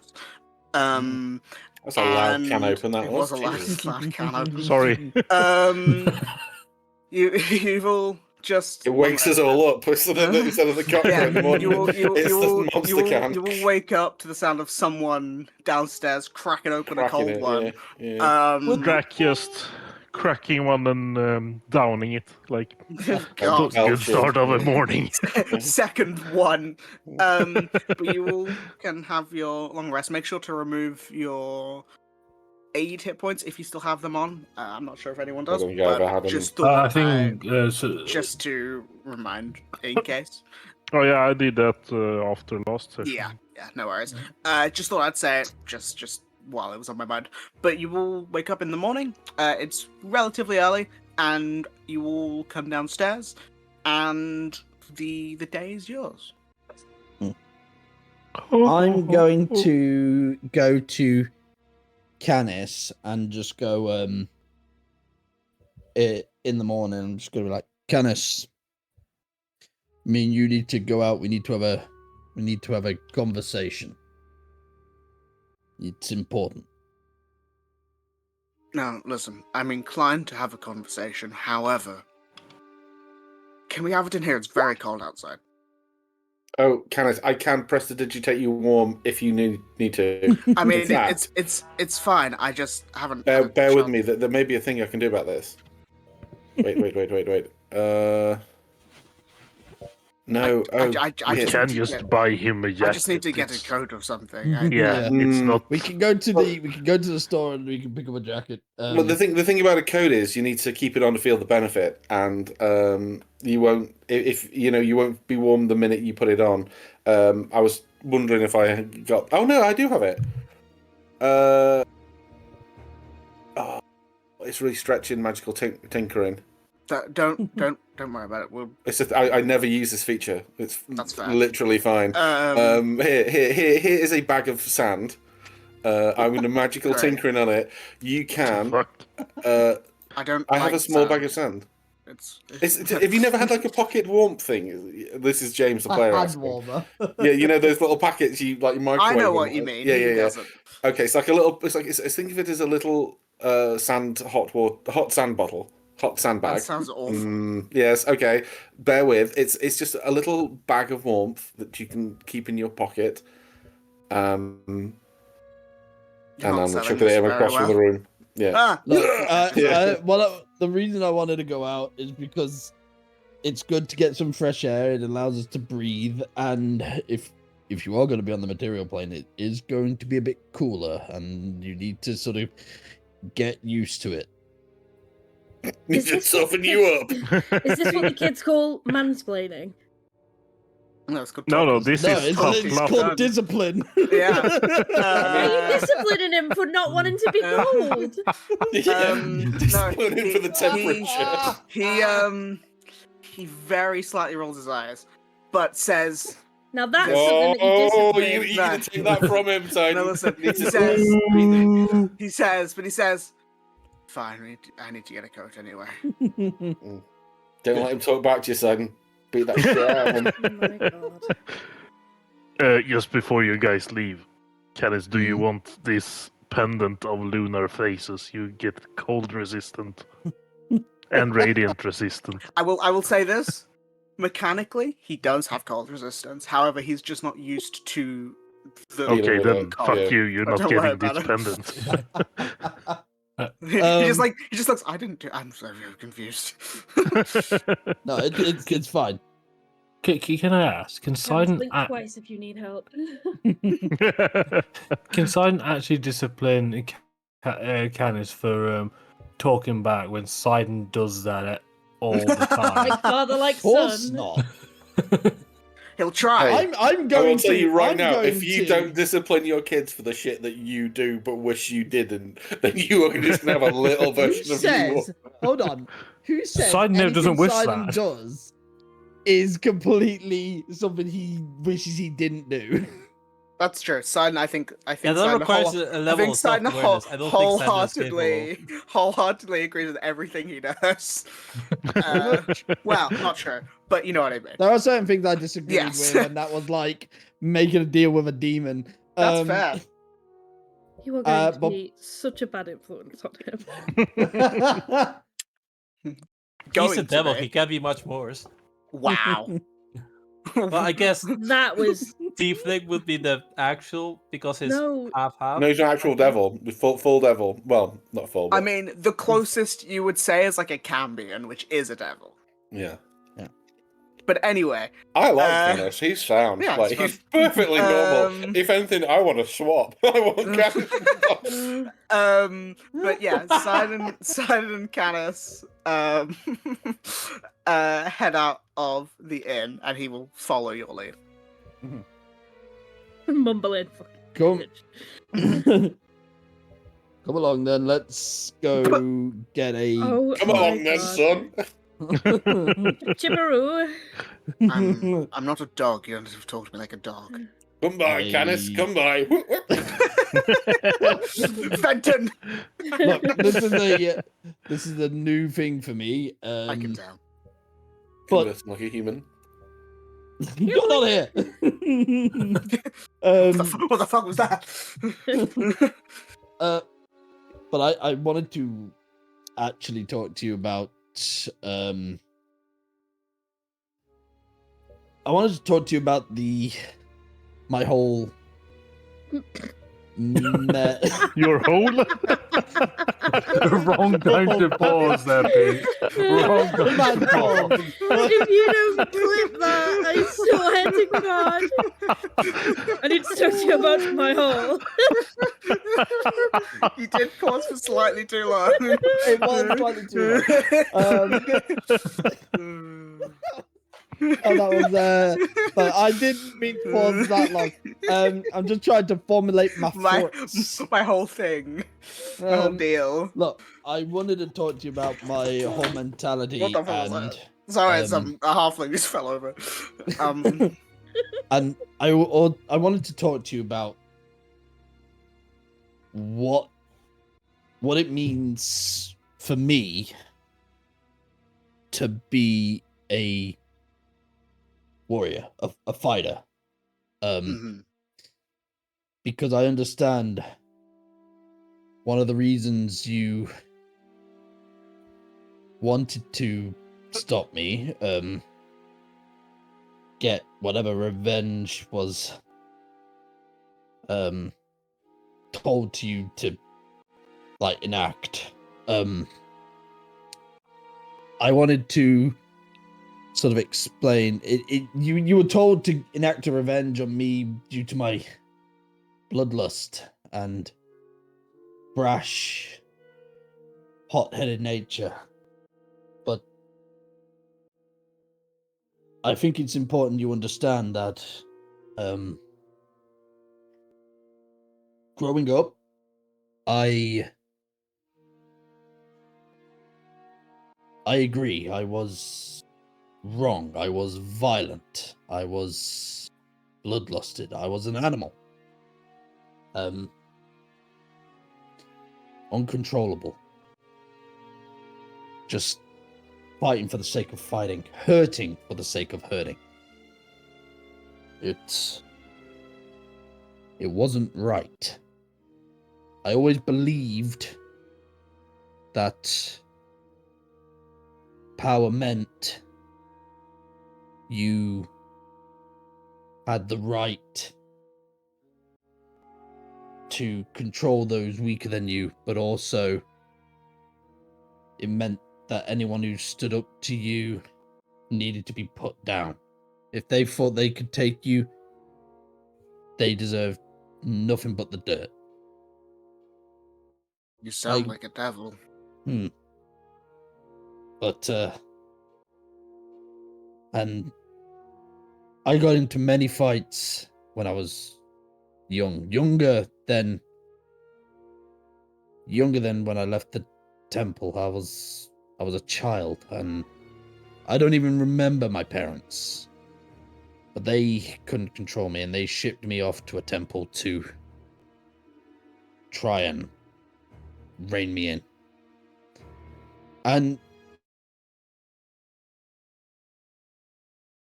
Did dad for a second. We're back. Dad for a second. Yeah, I stopped as soon as the music stopped. They sent me over there to rein me in, but and it kind of worked, but not in the sense that you would expect it to. My teacher there was able to beat me.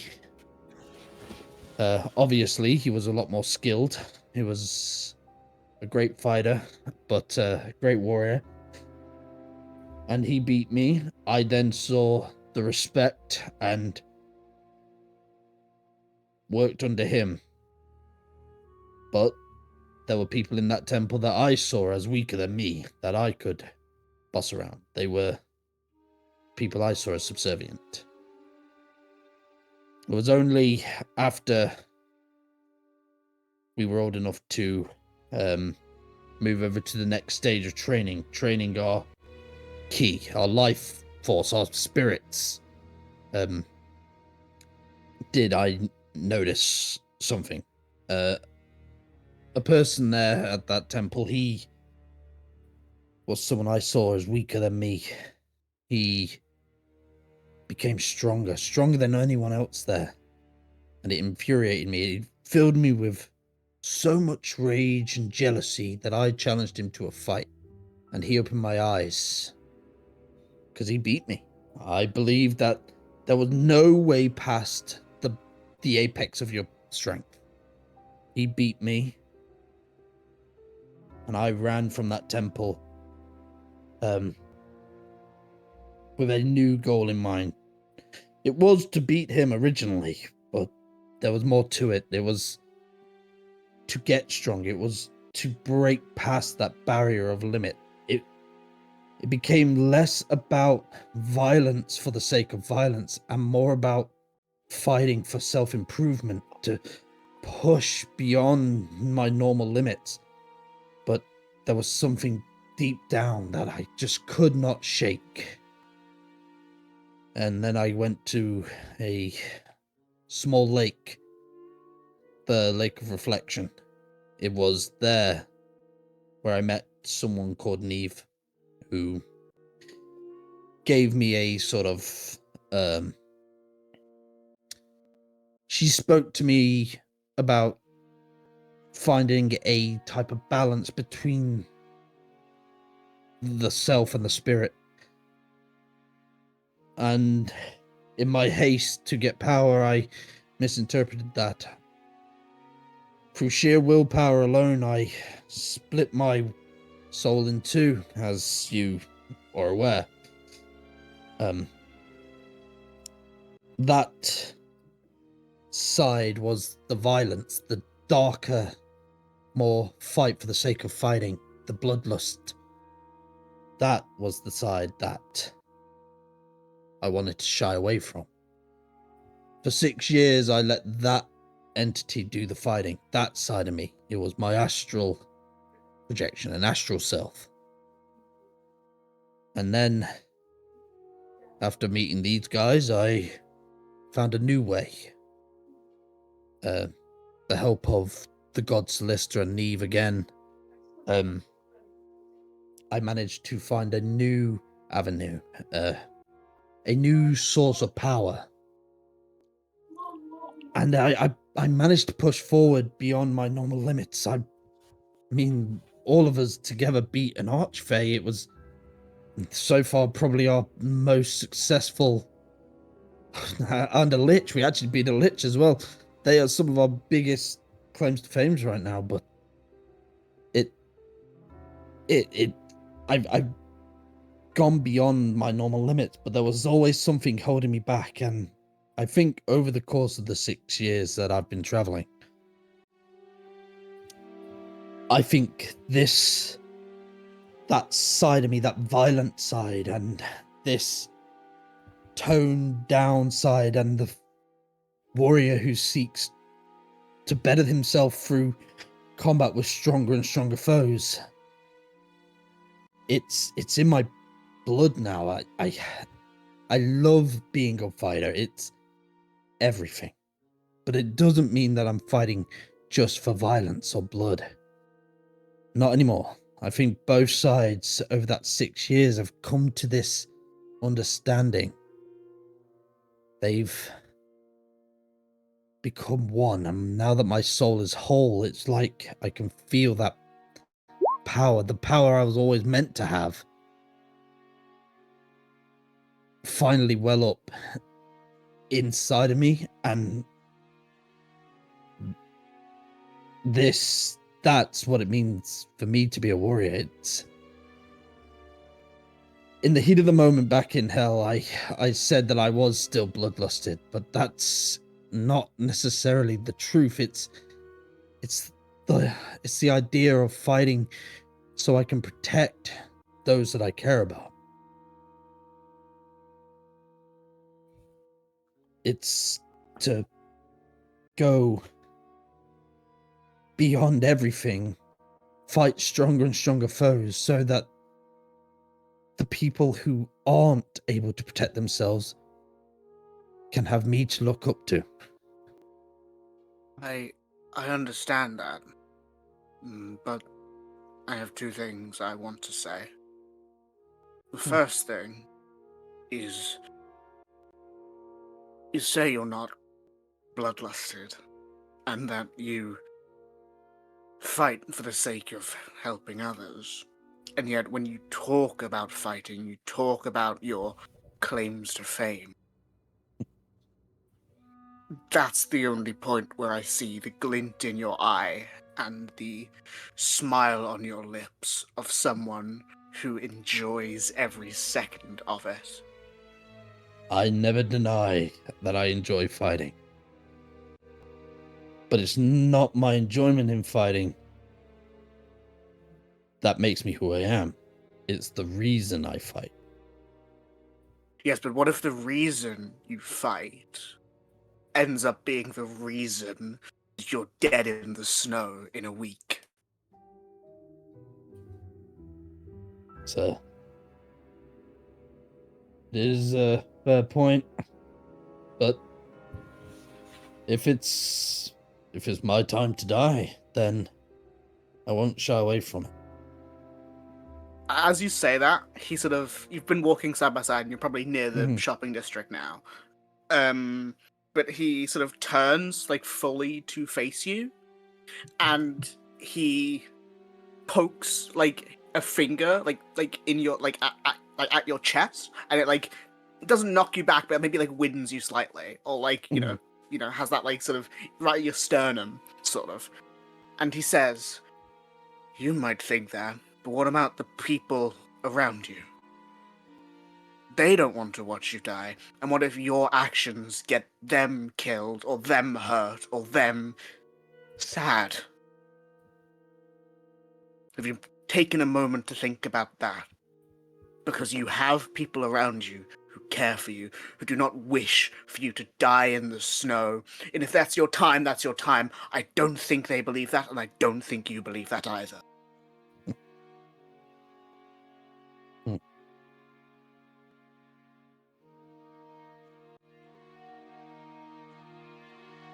I never want to lead people into an unwinnable situation. Though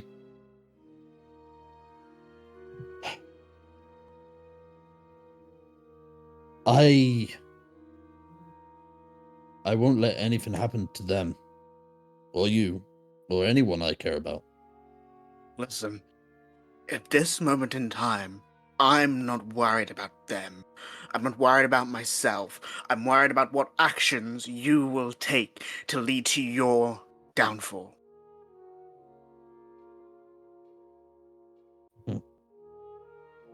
Listen, your friends seem nice enough, but I don't really care about them. And he hesitates as he opened his mouth to continue speaking, but he sort of pauses and hesitates slightly.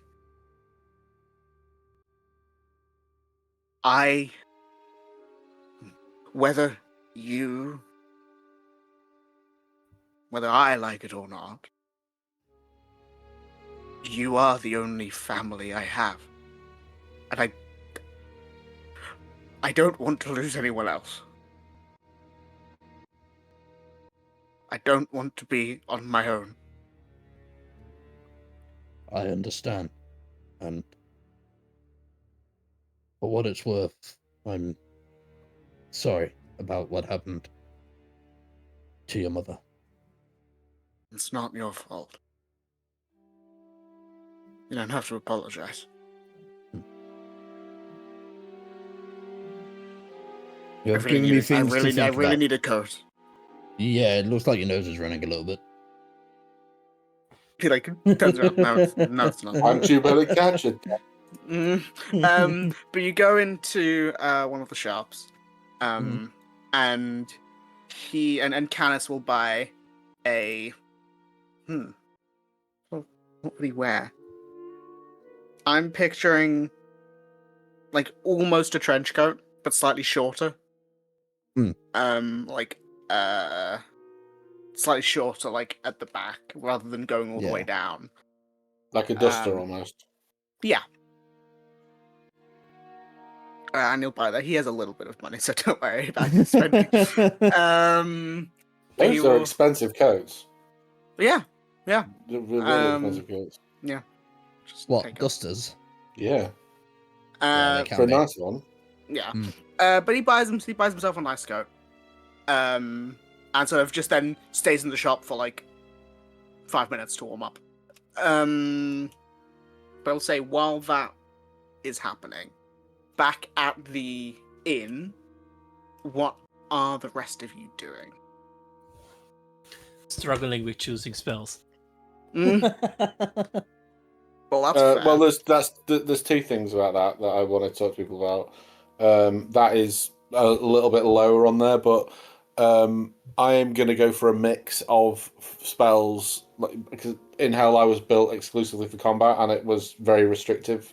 Because not just because we didn't fight, but because it's really difficult going from a utility build to a thing. So basically, pick whatever spells you want. Go crazy. Okay, great. I would definitely aim for a mix of damage types if you can. If you can't, don't worry about it. I got you, Bob. I have the entire sector. I have a monopoly on Radiant. We only have Fire. 2 prep caster players, right? It's only Cass and Archer on that prep. Yes. Yep. And then NPC wise, we have Mel because Paladins are preps. Mel and Nyx with half of their spells. Oh, okay. Because cleric. Ah, cool. Okay, got you. What spells is Mel loaded? Oh god. I'm guessing Mel doesn't change her that much. I don't fucking change your spells. The unless perfect there's one that non-answer would be the magic ones. Have I still got access to a character sheet? You do, yeah. I mean, in my opinion, Paladin spells are pretty standard. I don't think they should be prep casters. I think they should just get access to only smite spells. And just I have think them on their rangers spell should be list. prep casters. It always pisses me off that rangers aren't prep casters. It's I so... think they are the new rules. No. No, they're not. Oh, Which is God. weird because they're meant to be like half druid, and druids Yeah, are prep It casters. doesn't make any sense. Just... I live Yeah. off the land, but I'm stuck to these spells. Yeah. I live on the land, but I can only shoot arrows. Yeah. But yeah. So yeah, what is it you guys are doing? Not in terms of character sheet wise. In terms of, are you doing anything? Like talking to anyone, doing anything specifically in that scenario? If Maeve is going to go talk to Mel, I would try to collar her just beforehand to have a quick powwow about it. Cyber. Yeah. Is she going to go speak to Mel? Yeah, but she will. She will wait. Yeah, it's not a bad. It's just so. It's more that. Well, I don't know how are you going to bring this up, because I don't. From what I took from the questions, there's nothing pressingly urgent about it. What I don't want to do is worry her unnecessarily. Well, I understand what you mean, but I would argue that if it were me, I would want to know. I know, obviously, we need to know. She needs to know, yes, but I mean, I'm not going what to is go it- in and say, "Oh, you're in trouble." I'm just going to explain what I saw, show her the picture, tell her that we spoke with. I feel as though if she's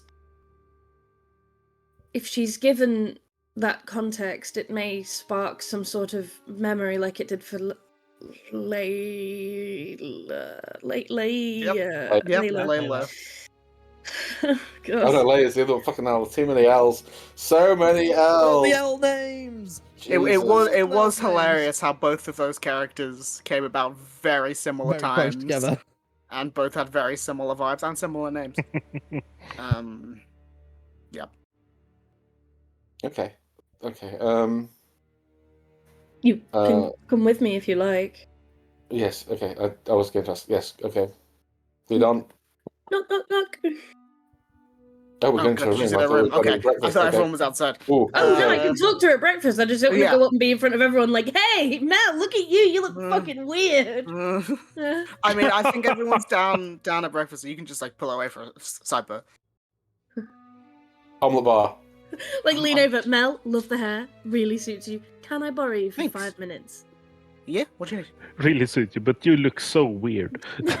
come over here. Come over here. Takes her away from everyone. So, this is going to sound maybe a little strange. Okay. So, do you remember when we went to the Grey? I do, yeah. So Noctura gave me the ability to see through I don't know what it's called. I know it's like grey sight. So it's like seeing into that unseen realm. And yesterday, when Sidon was peeks over her shoulder, looks at Sidon, who's no doubt Sidon's not here. Sidon's He's not out here. from Looks Gareth. around for Sidon. Oh, okay. When he was talking very loudly about the Queen, I wanted to check. Regular bar volume. Yeah, I won't know. I wanted to check that nobody was listening, and so I used my sight. And when I looked around to all of you, you looked a little different. Not nothing bad, but I did, and she'll take out the little book, flick to a page, and probably show her. I mean, I'm sure she knows what she looks like, and I'm pretty sure that Maeve has drawn pictures of everybody anyway. Just like Just have to leaf quickly past the Futanari sketches. Ah! oh, Everybody Jesus just like that. Christ. What's it called?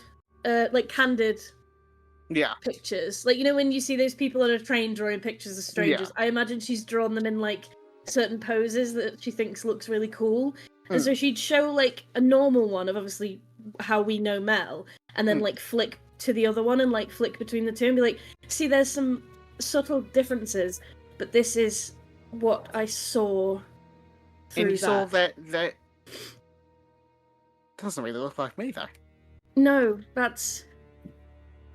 I mean, at first, it wasn't this. It was almost like it was changing. And I don't know if that was, like, my eyes adjusting to it.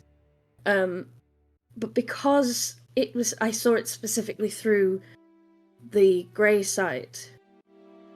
I hope you don't mind, but I spoke with Artron, and we managed to reach Noctura and ask a few questions just to make sure that you were safe. And she had some vague answers. One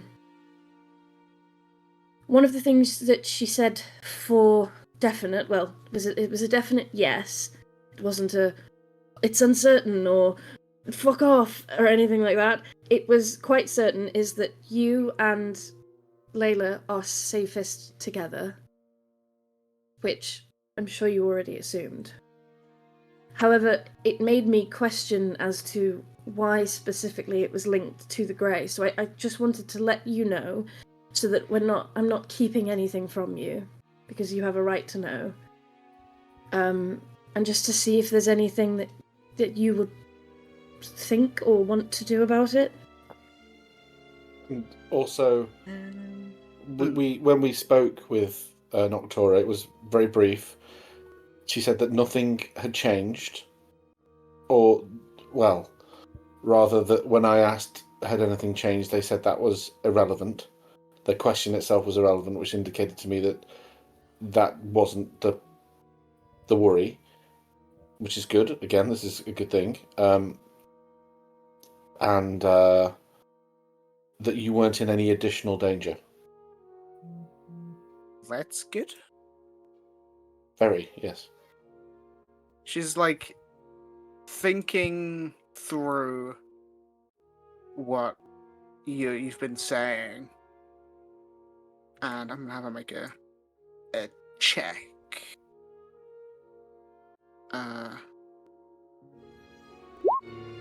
Damn! Most intelligent roll she's ever had. I like She's that bound it's to a get nat one- 20 and She a has nat read one book her Yeah. entire life. And it's over.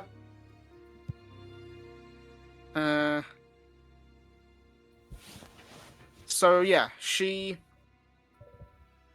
thinks back and looks at the drawing that Maeve has done, and is thinking, and she says, "Well,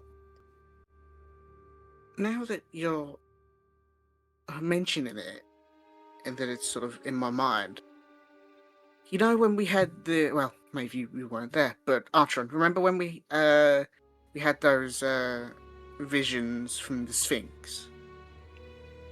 Oh, yes. Deep joy, and- yes. And they all sort of showed like part of our psyche, you know, something to you know, question us. In my one, I spoke about it before you guys for a while ago, but I was in like a temple. And now you've mentioned it, it did sort of remind me of the church that Noctura was in, when we met her, the one in Morsalin. It definitely had similar vibes to that, and I remember that there was this later on in it. There was this like childlike, like form, sort of. It was sort of a silhouette, but the details are sort of come into focus, and it looked a little bit like the drawing, Maeve, that you've done there.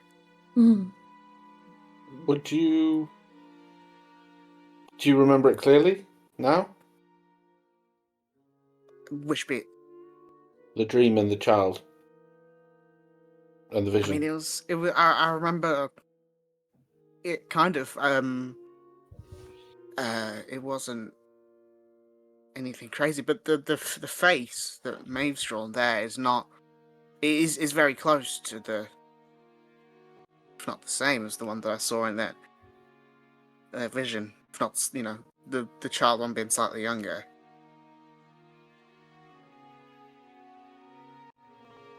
And okay, so, sorry, my brain is not firing. Mhm. I just want to make sure I understand what you're saying here, or what she's saying there. That she's saying that the vision she had while she was with the Sphinx put her in mind of a church where she saw. So you know, like your one, you were in a library, blah blah blah. Yeah. Her one, she was in a church that now, with the benefit of hindsight, she can link it to a very similar looking building to the building you guys met Noctura in, which was that big church with the statue and everything. And it had a kid in it. And then later on in it, there was like a purple. I say purple. Like a large sort of dark grey purple egg. That was sort of leaking. I described it as divine inky shadow. And from it, it revealed a childlike silhouette that had a face similar to one that Maeve has drawn. And I was going to her voice as I was looking. She will also mention, I'll just say it in my voice, that it looked like it was weeping grey tears. And the building that we saw Nocturne was in a old, like, not abandoned, but like lost town. So like... it was in like a ruined city, Morsalin, that was from a old lost ages ago. Yeah, not ages ago, but a while ago. And it was because there's a lot of death there. That's why Nocturne was there, because she's linked to that intrinsically. And the church was in that town, blah blah blah. And what was the church to? Because it wasn't too grey, was it? To Cairo, I believe. I'm almost certain it was Cairo. Was that church, now I think about it, a particularly unique church to Cairo? Was there anything particularly... It was very nice. Like, a lot of the churches in Periphalon are to multiple gods, so they are nice, but they are not hyper-specific. This one was very much a church to specifically Cairo, and it was very, very well built. Do we have any? We don't have like a Cairo buddy, do we? No, No. Okay. Okay. he says, thinking. You've been in I don't churches to believe Cairo so. before, though, right? Haven't you, Mel? Yeah, I mean, I've been to. I mean, maybe not him specifically, because there aren't that many. But, you know, I've been in churches where he's been represented, or they've been represented. Does it be worth asking Miss Ravenlad about this? I don't know an awful lot about Kairos, so perhaps it's worth speaking to Cass about it. Kairos, they're the god of the dead, they're back. No, I know that, but God. outside of that, like specifically about the churches, I don't know too much about the churches. But if there was a specific church to Kairos, then Cairo. Cairo, sorry. If there's a specific church to Cairo, that I don't know. Can I run that through my internal databank, see if I know anything about what she's chatting about? Kids and crying dragon eggs or whatever? Is it worth it? I'm just trying to think of what check I'd have you make. Can you make me a religion check? I'm going to give myself guidance.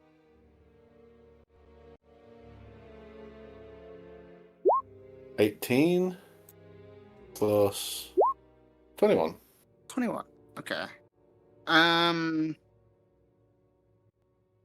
I'm trying to think of a way to do this as to not give too much.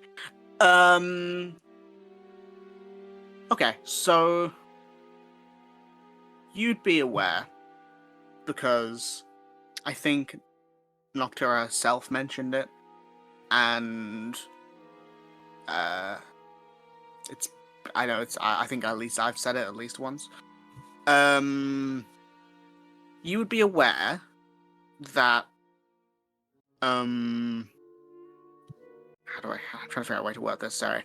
And as I mentioned before, Noctura is the child of Odaluna and Morales, two of the gods, goddess of the moon, god of judgment and balance and whatever. And they had Noctura some time ago, previous age, and from the story you heard about Noctura, from Noctura about herself, you would know that she was killed during the war with all of the evil gods, for lack of a better word. And you would be aware that she was killed by, well, she described it as chaos, but you'd be aware that that would be Kyosa. You would also be sort of putting the pieces together. It very much seems like if what Maeve had drawn, because it looks a lot like Noctura, what she has drawn. And if that is the case, that means the child that Mel saw in her Sphinx vision, was likely also Noctura, or some form akin to Noctura. And in your mind, there's definitely a link there. That is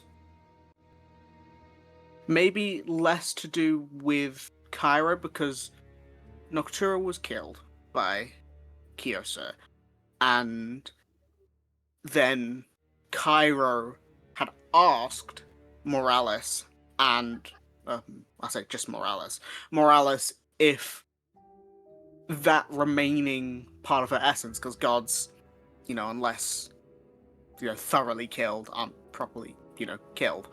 That part of her essence was then used to house and watch over the Grey, which is the realm between, which is Noctura, the Grey, whatever. So in your mind, it's probably not linked to Kyra specifically. It's probably more linked to Noctura herself, whether she knows it properly or not.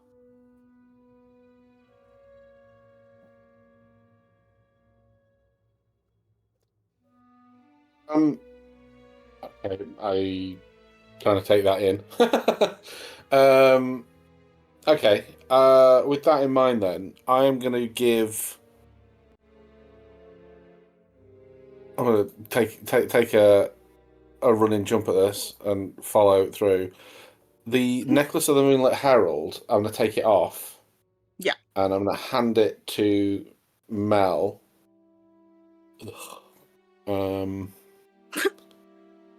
That goes my. You don't have to Intelligence. unattune to it. Well, I do for this. And I'm going to ask her to attune to it. Why? To see what happens.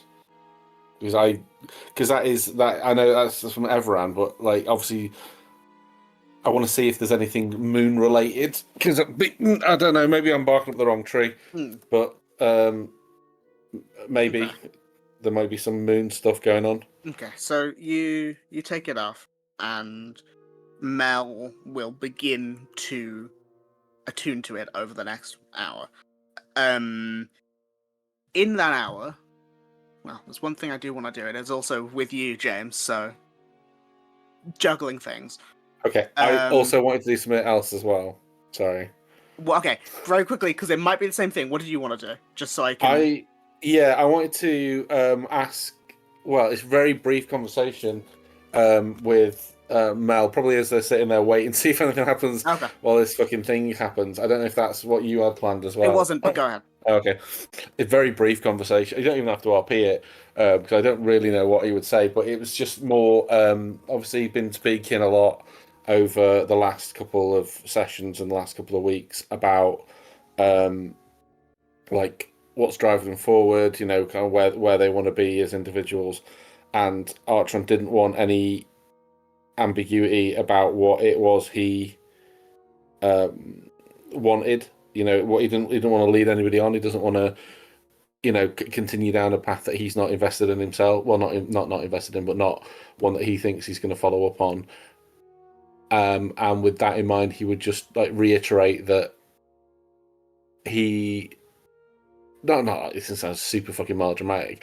Not breaking up with it, because they never did anything official. They just kind of hung out a bit, but just kind of reiterated that. He's very, very, very, very glad to be her friend, and will do everything he can to make sure that her and Layla are going to be. Gee, I'm having real problems with names today. Today. Are not the. They're very, very, very high. Like they're like top. That their happiness and continued survival is like top 3 priority for him at the minute. Mm-hmm. Yeah, and that was it. Yeah. That was it, man. What's Archon's passive insight? 14. Cool. Mel nods, says, "Yeah, that's fine." Okay. Okay. Good. I just wanted to make sure that all good and. But yes, that's that probably didn't take an hour, but no, because as you finish saying that to Mel, you hear a boo, and Rail's floating next to you. Oh Christ! So I left you in hell. No. I wish. Can you imagine? Okay. Hello. If you left Rail in hell, then you wouldn't have your spell book. True. Hello. Oh shit! Hi. Yeah, I was going to ask you some questions. Yes. Yeah. So I've got some questions for you, Rayard, about the day you definitely didn't die. If I was dead, I wouldn't be here in front of you. I keep reiterating that. Mm-hmm. Sure, buddy. Said the ghost talking from the Said, spell said, book. said the person that only I can speak to. Rail looks like 90 degrees. You're not here, Sidon. Shut the fuck up. And then turns back And I to you. can't see him anyway. Yeah. So, it's fine. It's not a problem. Sidon, you feel a cold breath in the back of your neck. It's fine. It's not a problem. I wanted to talk about, as I say, the day that you how to best put this, evolved into your energy form. The day that I was put in the book. You could just say that. Whatever helps you not sleep at night, you know. Yes, I wanted to talk to you about that because there's some lingering questions I had about it, especially with us potentially going to try and drop a house on Barrel Law. I thought it would be worthwhile us having a chat to see if there's anything else we could get from you with this newfangled spell that I've got. However, do pull up a chair because it'll be 11 minutes. Don't worry, you already cast a spell on me in hell. This is just the residual. Oh, I was going through it again. Yes, this is. If anyone else would like to get involved, yes. Mm-hmm. This is more just the clarification of information that I didn't have at the time. Because the spell took a few bits to be in fact. Because magic. But what sort of things did you want to know? I have vague memories of it all. You should have very specific ones now. I know more than I did. It's the spell specifically says a single memory, and I'm exponentially putting that into he remembers a lot of it, but not all of it. Because okay, because the idea of the spell was for instance, if something was blocked via modified memory, you could basically get the unmodified version. But this is something that was more lost because he totally didn't die. Do you know what I mean? So this is more like he knows bits more. More, but not everything still. Okay, cool. Right, so I'm going to ask you some questions then, Rayod, about it. To encourage your recollection, would it benefit you if I were to guidance you? No. Okay. Okay. I like definite answers. Love it. Okay, cool. So, Rayod, I am going to I hadn't prepared this spell, so I'm going to. Can I make sounds with minor illusion? I think I can, right? You can do either sounds. Yeah, you can. Or visuals. So unless you're an illusion wizard, you can only make a sound or an image. Illusion wizards get both. Okay, that's fine. No, that's cool. I am going to, for everyone's benefit, who wants to, I am going to. Sorry, going to replicate Rayod's voice, so everyone can hear it, like via minor illusion. However, to give people something to look at, Ultron's going to go into his pack and take out 2 googly eyes and a sock. I've got like an image, right? Before you said the googly eyes and a sock, I had this image of like the light of because we only see it as a glowing orb, right? Just getting brighter and dimmer as he's talking. Rayod just looks at you as you do this and just says, "You are the worst."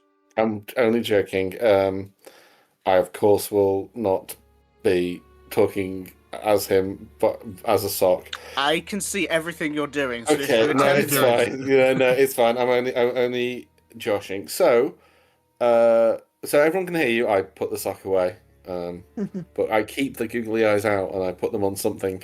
I don't know. Maybe a door handle. Back of the chair. Yeah, back of the chair. Yeah, maybe just the table. Oh my god. I put them. 1 googly eye on each nipple. Yeah.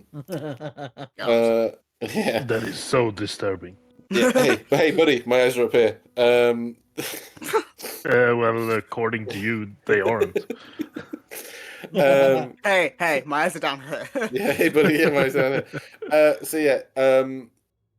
take us through as much as you can recall from that fateful day,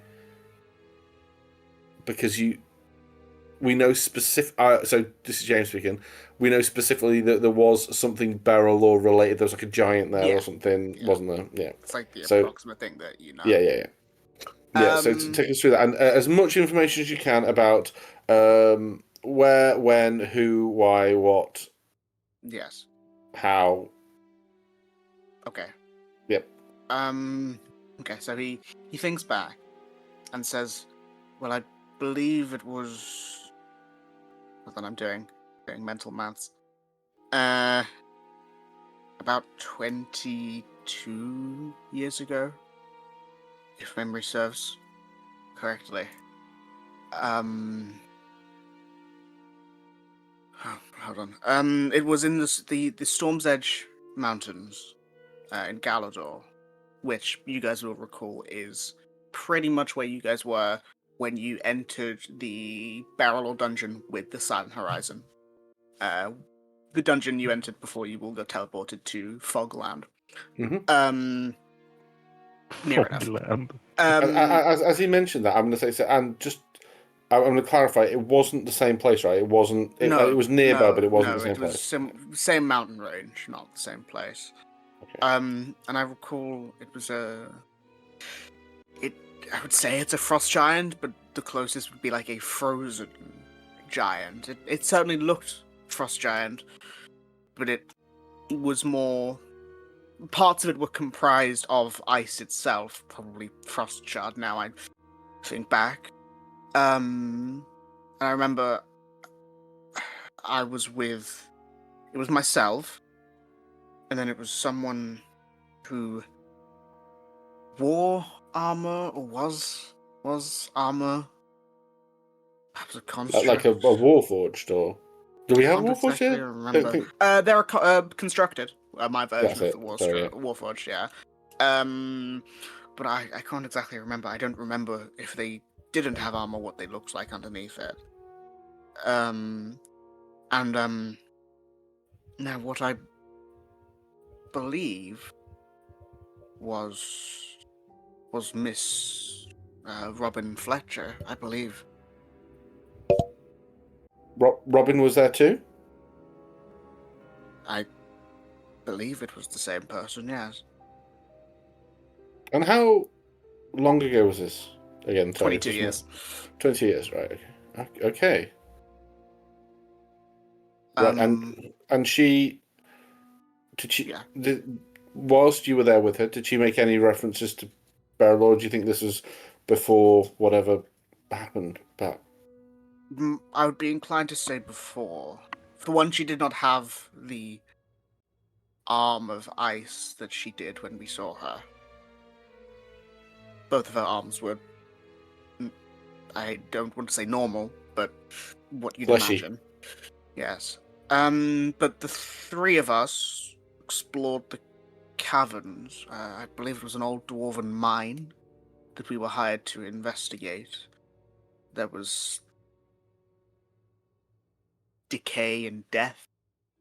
All the inhabitants had either vanished or been killed. Along the way, while we were climbing up the mountain, we found an ornate hand axe, along with the corpse of a cleric of Moralis. I believe it was the one that Sidon now carries, Virtue, if memory serves me. and we did get that from the. You Mine, got didn't that. It was in the dungeon you guys went in. Yeah, pre-frosty. Yeah, pre-frosty. Yeah. Yeah, I believe that's what it was. And then the creature itself, once we travelled down, even with the spell, my memory is a bit hazy of it, but I remember it did call out to Berylor as if it was its master. And afterwards, we did battle with it.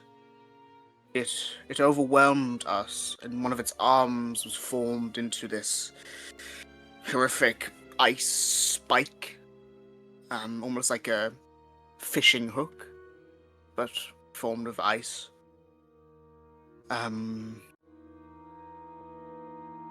I used the spell that I've been working on to escape death, and he says that, like, he enunciates that escape death. But I don't think the others were so lucky. You left them there. No, the spell put my consciousness into the book. It means I could not be killed, but I also was not able to leave. I, for all intents and purposes, was the book. You knew that was going to happen, though, right? It was the only thing I could think of to not die. So you left them there? If you want to call it that, I guess. But it's either that or I died along with them.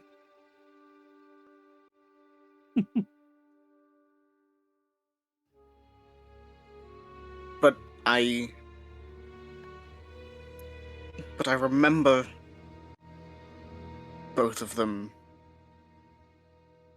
falling. I vaguely recall Miss Fletcher in her fox form sinking into the frozen lake in the room we were in. And then everything sort of gets dark, and I don't remember anything until I was found by you in the library.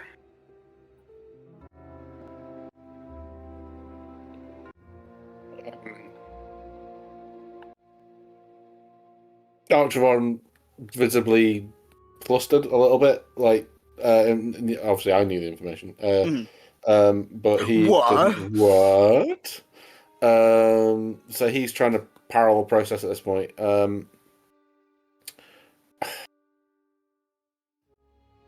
So those who, what? Why was it you were there? Sorry. We were hired by a dwarven man. Hold on. I do have his name. I'm just debating. He, Iron Eye. I think was his name or his nickname. He hired us. I believe it was his brother's mine that we went into To investigate what had happened. right, 'Cause okay. It had gone quiet. And it presumably this giant. So there was no.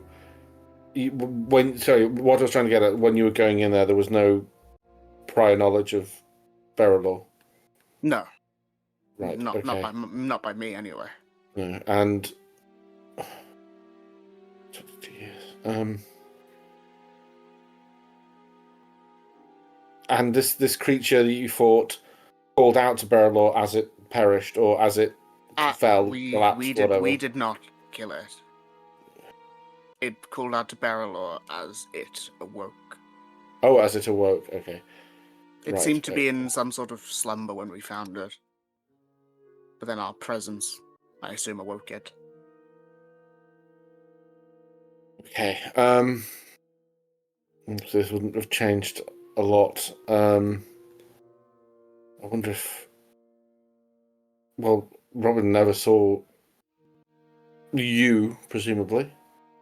I don't think I ever showed her what you look like. Have I shown the rest of you? I'm pretty sure I have, right? Yeah, I think everyone else knows what Rad looks like. Okay. Or at least has a though clear actually, enough, if clear I enough remember description of him. correctly, you have given a clear description. Though, if I remember correctly, the only image you've conjured up for him was using. I think you used Major Image to make him talk and appear, but you did like Yeah. a caricature of him. Yeah, it might have been a silly version of it. Okay. Here's one for you, Rael. Do you have any family? I never asked this. None that I care about. Wow. Wow. Okay. Okay. Right. Listen, guys, James wrote this character to be a bitch. No, he did. Really? Okay. Right. So, Sorry, I'm just trying to think. I was going to see if there's anyone you wanted to contact. Apparently not. Okay, so how do we get you out of this book?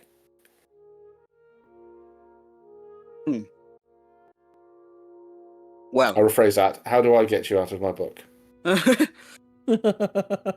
well, it's my book. I was gonna say, if he got out of the book, would he want it back? And if so, how's that gonna turn out? You're gonna wizard duel him for it? It's gonna one of them. It changes on weekends. Also, I don't. He's not a wizard. He's a warlock. He's actually a bit of both of them. Is he a bit of both of them? But fuck you. He thinks. Well, if I'm honest, the spell was a work in progress to the point where I didn't have a means of getting myself out of it. With some time, I might be able to recall pieces of it, and perhaps we could work to try and complete it. Maybe. What? Maybe. What would happen to you? Would you go back to your physical form, or would a new form be created? I don't know. I think that would depend on how well we make the spell. And what would happen to the book? What would happen to the spells within the book? Again, I'm not sure. We would have to figure out the parameters. I know you've made spells before.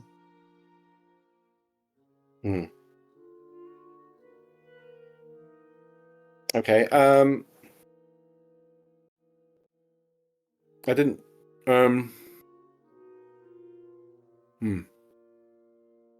where you were from? Here, up north. I Okay. was from Botunia, I believe. Hold on, I might be getting that wrong. One moment. I lied. They began with a B. Boulder Cross, which is Boulder to Cross. the northeast of Galador, the other side of Galador, to where you all were. And no before. relation to the Forgotten Realms. What? No relation to the Forgotten Realms place with the gate. Never heard of it. Thank you, Rayod. Has anyone got any more questions for my book? No. My book. I can mute him when he says stuff like that, so it doesn't sound like he's arguing.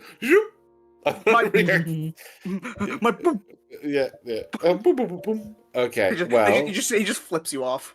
that's okay. That's okay. Given the chance to go back and change things, would you go back to try again now to try and see if you could get the others out, or would you not? I don't think that was getting Not what I the asked. others out. Knowing what you know now, like as you now, would you have, and having seen it, and would you have changed anything, or would you still try to escape via the book?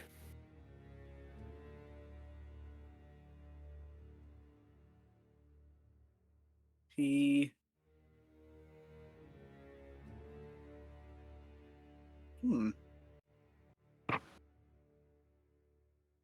I'm not entirely sure. Well, it's a good job then. I'm not going to give you a choice because, as a group, we are all going to go face Barrelaw and get Robin back. That's Okay. fine. I wasn't going against that. I also have. No, I know. It's I think of it as an opportunity for you to redeem yourself.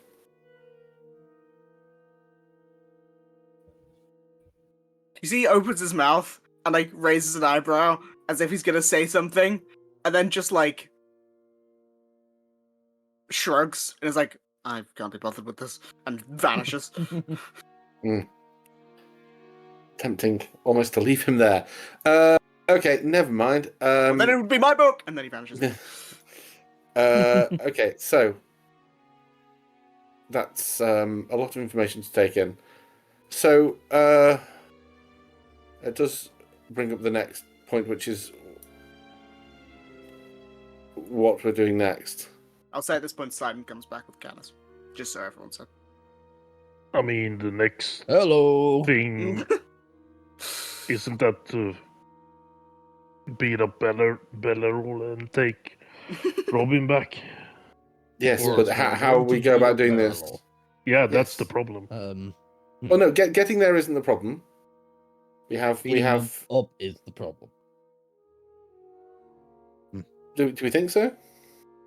Well, we know I have he's no weak idea. we know he's weak to fire, but I mean, he's basically a god, and so Not, far Pete, every time not, we've hey, Pete, not to put you down. Not basically. is a Actually. god. I'm trying to just put him down, even though he's not in the room. Okay, I see. Barrelor in his cage is like, fuck that guy. He gets Now- the shivers like someone's talking about him. Now He there always has the shivers. there is like an idea. Maybe if we get there, we don't know if their ritual to release him is complete or if all the knights are there. So maybe it could be a matter of taking the knights out before he's released, and we can leave him trapped. Maybe being trapped is a weakened state for him. Well, he's currently trapped, so I would say that really isn't a very much of a weakened state. He's currently trapped. No, I know that, but how is that not a weakened state? Well, if we're worried about facing him now whilst he's trapped, then it's not really any net loss for him to remain trapped, is it? Well, look, but the worry for me is that we entered the chamber with Tarwin. I don't know what we expected to get out of it, but we ended up coming out of that, in my opinion, with a short end of the stick. So, Well, this is the question, Hello. isn't it? What are we looking to get out of dealing with Berylor? Obviously, there's a primary a drive, which is to make sure that Robin is safe, and then there is a secondary drive. And well, that secondary drive could be one of many, many things, but just want to make sure that we're all on the same page about it. well, I assume the secondary drive was to make sure he doesn't destroy the world along with the other gods. Oh, that wasn't my first thought, actually. What was your first thought? Oh, no, the first thought was to kill him. Yeah, no, I that's what I meant. We kill Yes, him but- so but he killing doesn't him- destroy the world. Yeah, for that reason. Okay. Sure. I'm just gonna look at Sidon. Did you want to kill him for the sake of killing him, or No, it's, as I said, as when we left Tarwin, as I said then, and I'll say again now, it feels at the moment that we are not shifting the status quo. We are fighting from underneath, and we are having decisions made for us by those who perceive to be in a position of power above us. And I would argue that you were one of the driving factors of the deal with Tarwin. She made one deal that didn't revolve around us not fighting her, and we could have made that deal and fought her. You drove the deal to have us not fight her, and then complain that we didn't fight Mr. Right, as if he was a bigger threat. it's not about the threat. It's not about whether or not they're a threat. I mean, it quite literally is. No. The reason we didn't fight Mr. Right wasn't that. How do I say this without?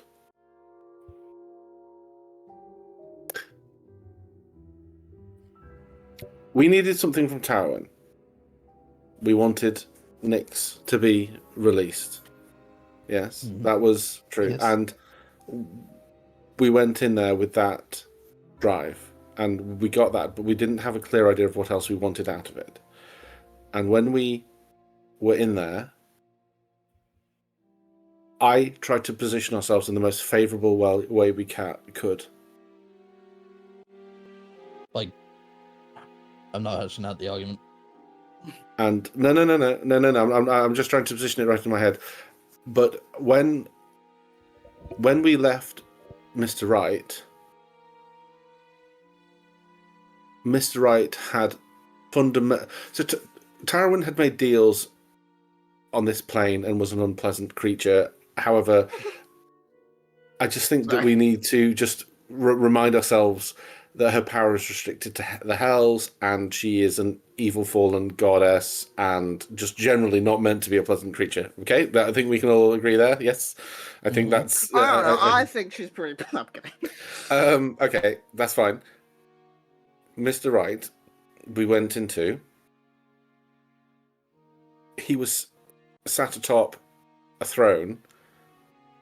All we needed out of him was his non-engagement in the fight, and we could have had that by killing him or doing something. Okay, we didn't. We left it. It's the status quo didn't change there. There was no change for him there.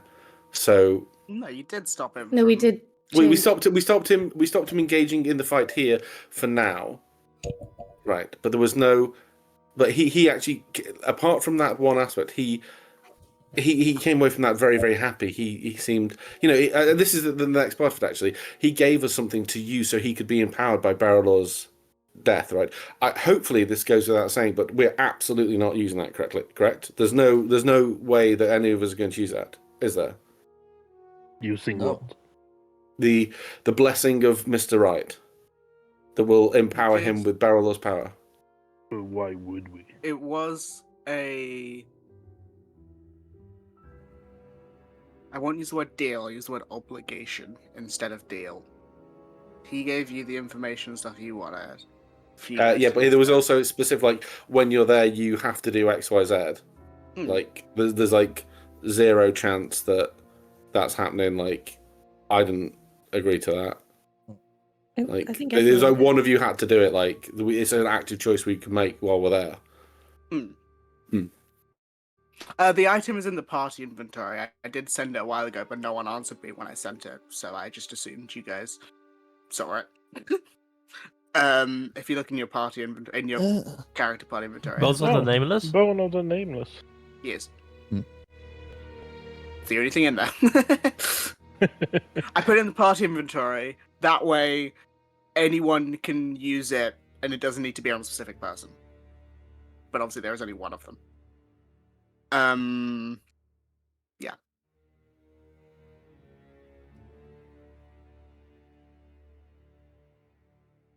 But yeah, so this is what I mean. So the outcome of that is he would end up net better off for dealing with us, and I don't want that to be the case. I don't want my legacy, for lack of a better word, as pretentious as that sounds, to be the net benefit of warmongers and murderers.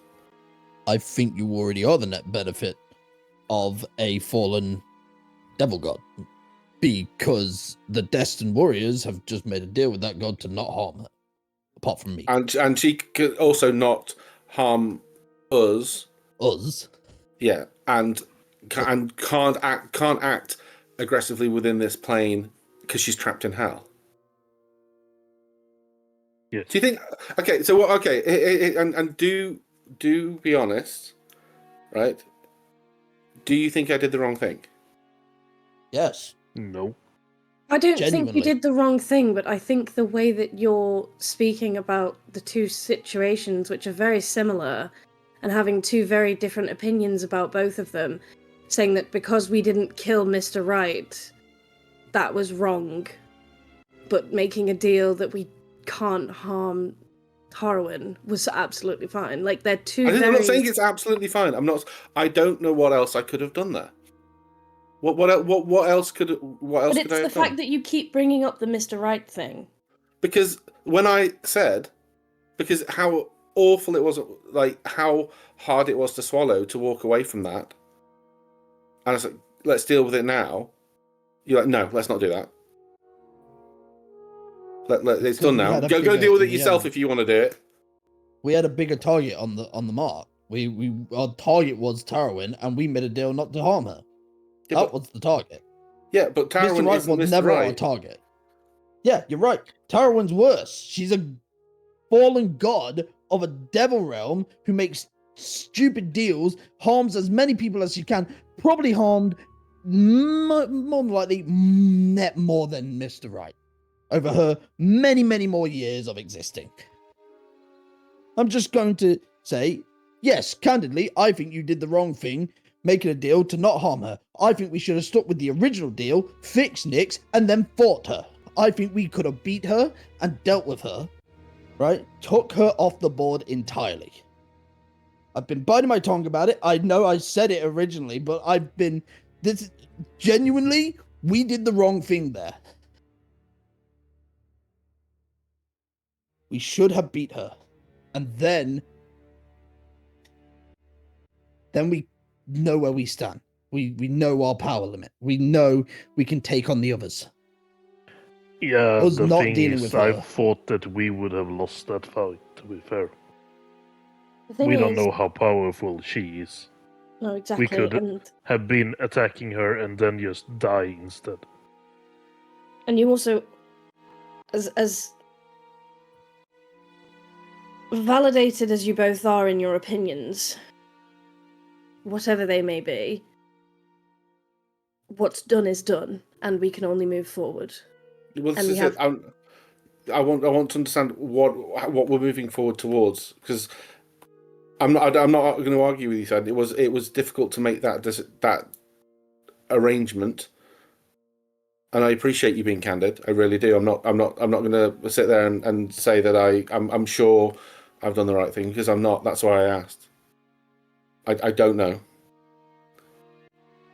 But this is why I want to make sure that we know what it is we're getting into with this one with Periphalon.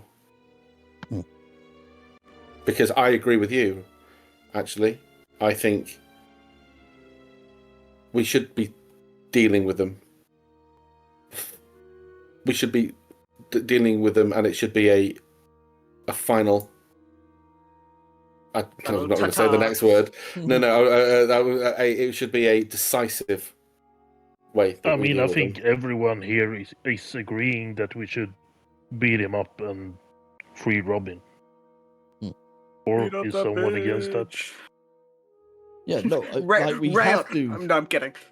No, what I'm kill asking is there's no one here who has any interest in what he has to say. There's no one in here who's going to say, well, actually, but you know, wait, let's hear him out. There's no one here who's going to be like, guys, have you thought about maybe the fact he's got a tragic backstory? yeah. I have as a a point player here, and that is, I am very aware that you all have reasons for wanting to kill Periphalon, and I'm not going to stand in the way. In fact, if you choose to do that, I'll help you. That's what I'm here for. But maybe just take into consideration, number one, what's that guy's name? The bird god guy. Galahawk said, when they are weakened or close to death, they will be given a choice. So that's one aspect. And the other is, you are all, and I think more specifically, Archeron and Sidon, you are more... I'm not going to use the word emotional because that feels wrong. But you are significantly more angry with him because of how much you care for Robin, which is completely understandable. But do you also understand that what, maybe not to the same extent, but what Periphalon has done and has been doing to Robin is not too dissimilar from the way that, what was her name? Shit. Oh my god, Tarwin was doing to Nyx. And I would have happily fought her, but I didn't push it because I was scared that we wouldn't all come out of it alive. So, I understand that people are angry, but rather than rushing in and all guns blazing, trying to jump him, we have to be we have to work together. Because if we're disjointed and disagreeing about things, then it's not going to work. We have to be all on the same page. 100%. I just want to be hyper clear. I am not arguing with anybody here. I am asking what it is we all want out of the meeting with Barrelaw. I am not going to say to anybody that I disagree with them. If you don't think that I did the right thing with Tarwin, I will take that on board. I completely understand. My thoughts on this are very simple. We were told by you, Maeve, when you came back, that we have to blind the frost. Okay? I, personally, have been thinking about that quite a lot. Did you know that there is a metal, very common, that you can get, that when it comes in contact with water, it catches fire? Did you know that there are trees, very common, whose sap prevents freezing? Did you know that those two things can be combined into lovely, handheld, I think darts would be an excellent word for that. I plan to have a few of those darts made, and I'm going to bury them into Barrelaw's eyes. They will never heal. The magnesium and the sodium will catch the moment his blood touches them, and they will ignite in his head. Out of game question, are those metals? They are common acquirable? common elements: spruce and sodium. Yeah, but I'm asking the can we find them in your world? If you can't find a spruce tree in sodium, well, I'm asking. Well, yeah, James, you're the DM. Shut the fuck up. My world, not yours. Maybe they're all oak trees. Spruce doesn't have magnesium. Yeah. And we don't follow the natural periodic table. Yeah, it's all shifted one over, and there's a weird apostrophe somewhere in all of the elements. The periodic table is all oxygen. Yeah. Oh god, we're hyper-oxygen world. Yeah, it's just oxygen and carbon, nothing else. I would say. Sorry, James. What were the two things? spruce tree, Spruce tree, yeah. it's a spruce, and Yeah. sodium, one of the most common elements. Sodium. Okay. No. If those two things don't exist, there are a bunch of others. They're just the two most common. Well, they don't. Neither do they don't exist. All the elements are made up. All the elements are inert. Is that what you're saying? All the elements are made up, but the basic version of that. Everything is oxygen. No, I'm joking. Oh, highly flammable, you say? No, I'm joking. Fireball. It's not called sodium in this world. That's It's that's called Sodium. no. You can call Yeah, it I that just in wanted your to world. make sure so Artron actually can make them. So we just don't. It's called Explodium. No, yeah, you can find. You can probably find. It's called Boomium for the You for the high schoolers. You can probably find something of equivalence. Make exploding darts. Mm. I do have Is that a real thing? Spruce trees naturally produce antifreeze. Yeah, there was a protein in them that inhibits the liquid inside them freezing, and it's in sap. And sodium. If you ever Sodium is taste, very rare. yeah, I knew the sodium one. Yeah. Yeah, so basically, I spent a bit of time googling because spruce is a really good one anyway. It's like what trees associated with summer, because I know loads of them produce antifreeze because obviously trees are all Yeah, over they the world. don't want to phrase. So spruce, I landed on spruce because I thought, well, it's like like the anti-winter tree in many ways because it is a common summer tree. It is abundant in like natural areas. So I was like, well, there's a nice one for Athena, because I don't know if she would be. I'm like Archon isn't hugely bothered if she'd be pissed off. I don't think that was the part of her thing giving him the thing. That's not. I don't think she would mind him not being bothered kind of thing. This would be like using her and trying to get just applying a bit of science to it. Okay. I also have a bit of a battle plan, kind of. Oh, sorry. To be clear, this was after the battle. That this was afterwards when if he's given this chance to redeem himself, when he can do so with fire in his eyes. Yes. Yeah. No. That's perfectly fine. But I mean, like, as we enter a battle with him, I do have a bit of a strategy that I think we should maybe stick to. Is it beat him up with your feet? No, it's okay. if we get there before he is freed from his knights, we deal with the knights first. They would be, in my opinion, they're probably the lackeys, the weakest of his forces. Then we deal with the Lich. Just to intercede here. When you say the Lich, you mean Ishnir? Yes. Isn't Ishnir dealt with? No. Ishnir is the one who got Robin. That was Beryl, wasn't it? No, it was Oh. Ishnir. I thought that was Ishtar. I still described skeletal hand, and I definitely made it semi-clear. Obviously, Simon was the only admittedly, one. won't be in my notes because Simon was the only one who was obviously other than I Robin, don't. I don't think I actually. I may. This may have been my fault as a player. But it also makes sense. Sidon, in the heat of the moment, didn't say it out loud until like right now. But yeah, he may have not said to Archer when he told that. That's fine. Thingy. Either you guys knew before or you know now. It's well, we've dealt with Ishnir once before. Once before, yeah. Once before, we'll deal with him again. And then we can deal with Periphalon once all of his lackeys are taken care of. I think Frees him up to just be him then. Throws everything in our favor. I think this will be a marathon. I don't know how much we will use before we arrive at Bellaror.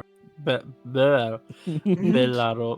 I can't say it. Why? Neither could we. The Frost God. It's so weird. I don't know why we can't say it. Mr. Whippy. That's Pete. Mr. Freeze. Oh. God of Cold. Nice to meet you. Welcome to dinosaurs, the Ice Age. So here comes a second point. Based on the conversation we had with Tarwin, usually, the Knights of Periphalon are not operating outside of their own dominion. They are acting with informed consent with what they do. Now, I say usually because Robin, I believe is an exception. I haven't described as many things a pessimist as one of them. Part of me is concerned and worried because when Robin has said before she's come back, she came back not knowing who she was. And that might be something we have to contend with. So we come to the next part, something I've also thought about. How are we going to deal with the Knights of Periphalon? I have thoughts specifically on how to deal harmlessly with Robin, but then we have, oh my god, what's his name? The guy from the Silent Horizon. Kyrian. We have Kyrian, who, if memory serves, was pretty handy. You can leave Kyrian to me. I need to get my get back on that guy. He did fuck you up in a one. Yeah, I didn't want to say that, but yeah, didn't he rub your face in it? Yeah, he really fucked you up. Yeah. Are you sure yeah, you're It ready won't for happen that, Sidon? again. Yeah, Well, sure you're I've ready? already, well, I think I've made a pretty good comeback story against my previous rival. I think I can deal with this one to too. be fair, all the ice attacks in his greatsword should have given it away earlier. So- Notice he had ice What? attacks more Oh. focused on what Sidon did. Are you confident that you could deal with him this time? Yes. How confident? He slams his fist together, and for the first time, he will activate his key, and you will see his new abilities activate, and flames would lick up all around Sidon's arms, and his hair will almost catch fire. Oh my god, he's going Super Saiyan. Yeah. I'm pretty Flame damn confident on! now. So what is it a homebrew or is it a... No, it's Yeah, the it's the- new. It's the new 2020 Elements Monk. 2024 version of the Elements Monk. Oh. Okay. Yeah. The reason listen, I want to make this clear. He picked it, not me. Okay. Yes, I would like to point out. Okay, there is a major reason I did this. Right, I was reading the You're a Elements Monk. masochist. No. The new Elements Yes. Monk is good. The new The Elements new, Monk is to be fair, I actually read the decent. new one. The new one is a lot better than the old one. Oh god, I the old mean, one's shit. the bar was in But- the fucking No, ground. no, you're Yeah, right. the bar You're was right. really You're fucking right. low. Yeah, but It was So- underground. yeah, well, here's the thing though. It's like, In the elements. So was Hunter. You know, like, Yeah. I mean, Ranger. Hunter's still shit. Rangers, yeah. Rangers is still Ranger. shit. Ranger's still shit. That's what I mean. They've done a lot The to ball was fix in the them. ground, as in. So, if this is a little bit better, they've done well. Yeah.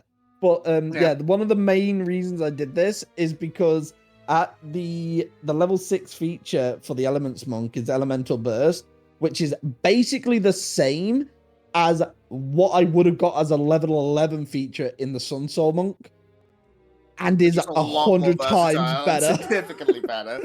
Yeah. The Sunsoul one gets like an action fireball type thing that I think Yeah. doesn't have any half damage and is just like low damage. But the Elements Mhm. Monk at a lower level gets a ball of energy that can be any damage type, like elemental damage type, has half damage and can be increased. It's Yeah. like That's So it's- okay. All right. So a better Just- version of the just- Sun Soul. Yeah, it's Literally. just 100 times better. Yeah.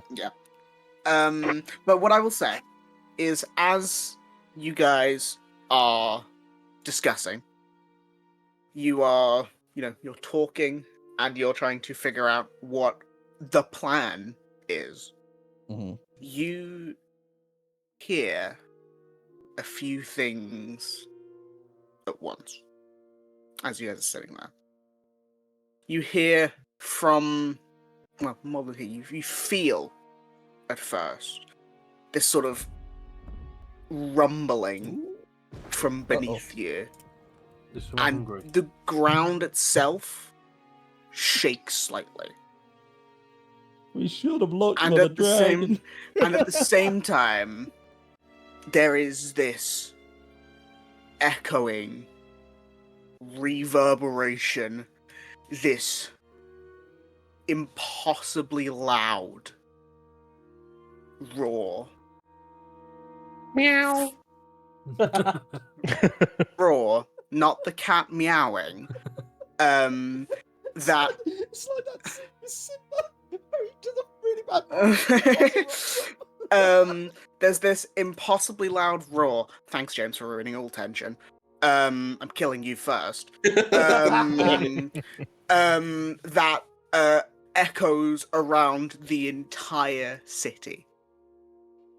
And you see people in the bar begin to stand up, begin to look confused, alarmed, definitely is a word. Do any of you guys go and look outside? Hell yeah! I'm yes. straight out there. I want to see what's going on. Okay. Yeah.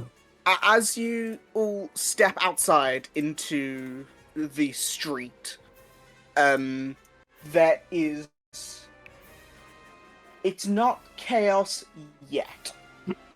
But you... Yet. Yeah, yet I being only the got some important street word. maps. You betcha. You can see A dog. a few things. At first, you will hear the city bells, the alarm warning bells, begin to go off around the entire city. You see dragon knights and various guards moving and looking and going to places.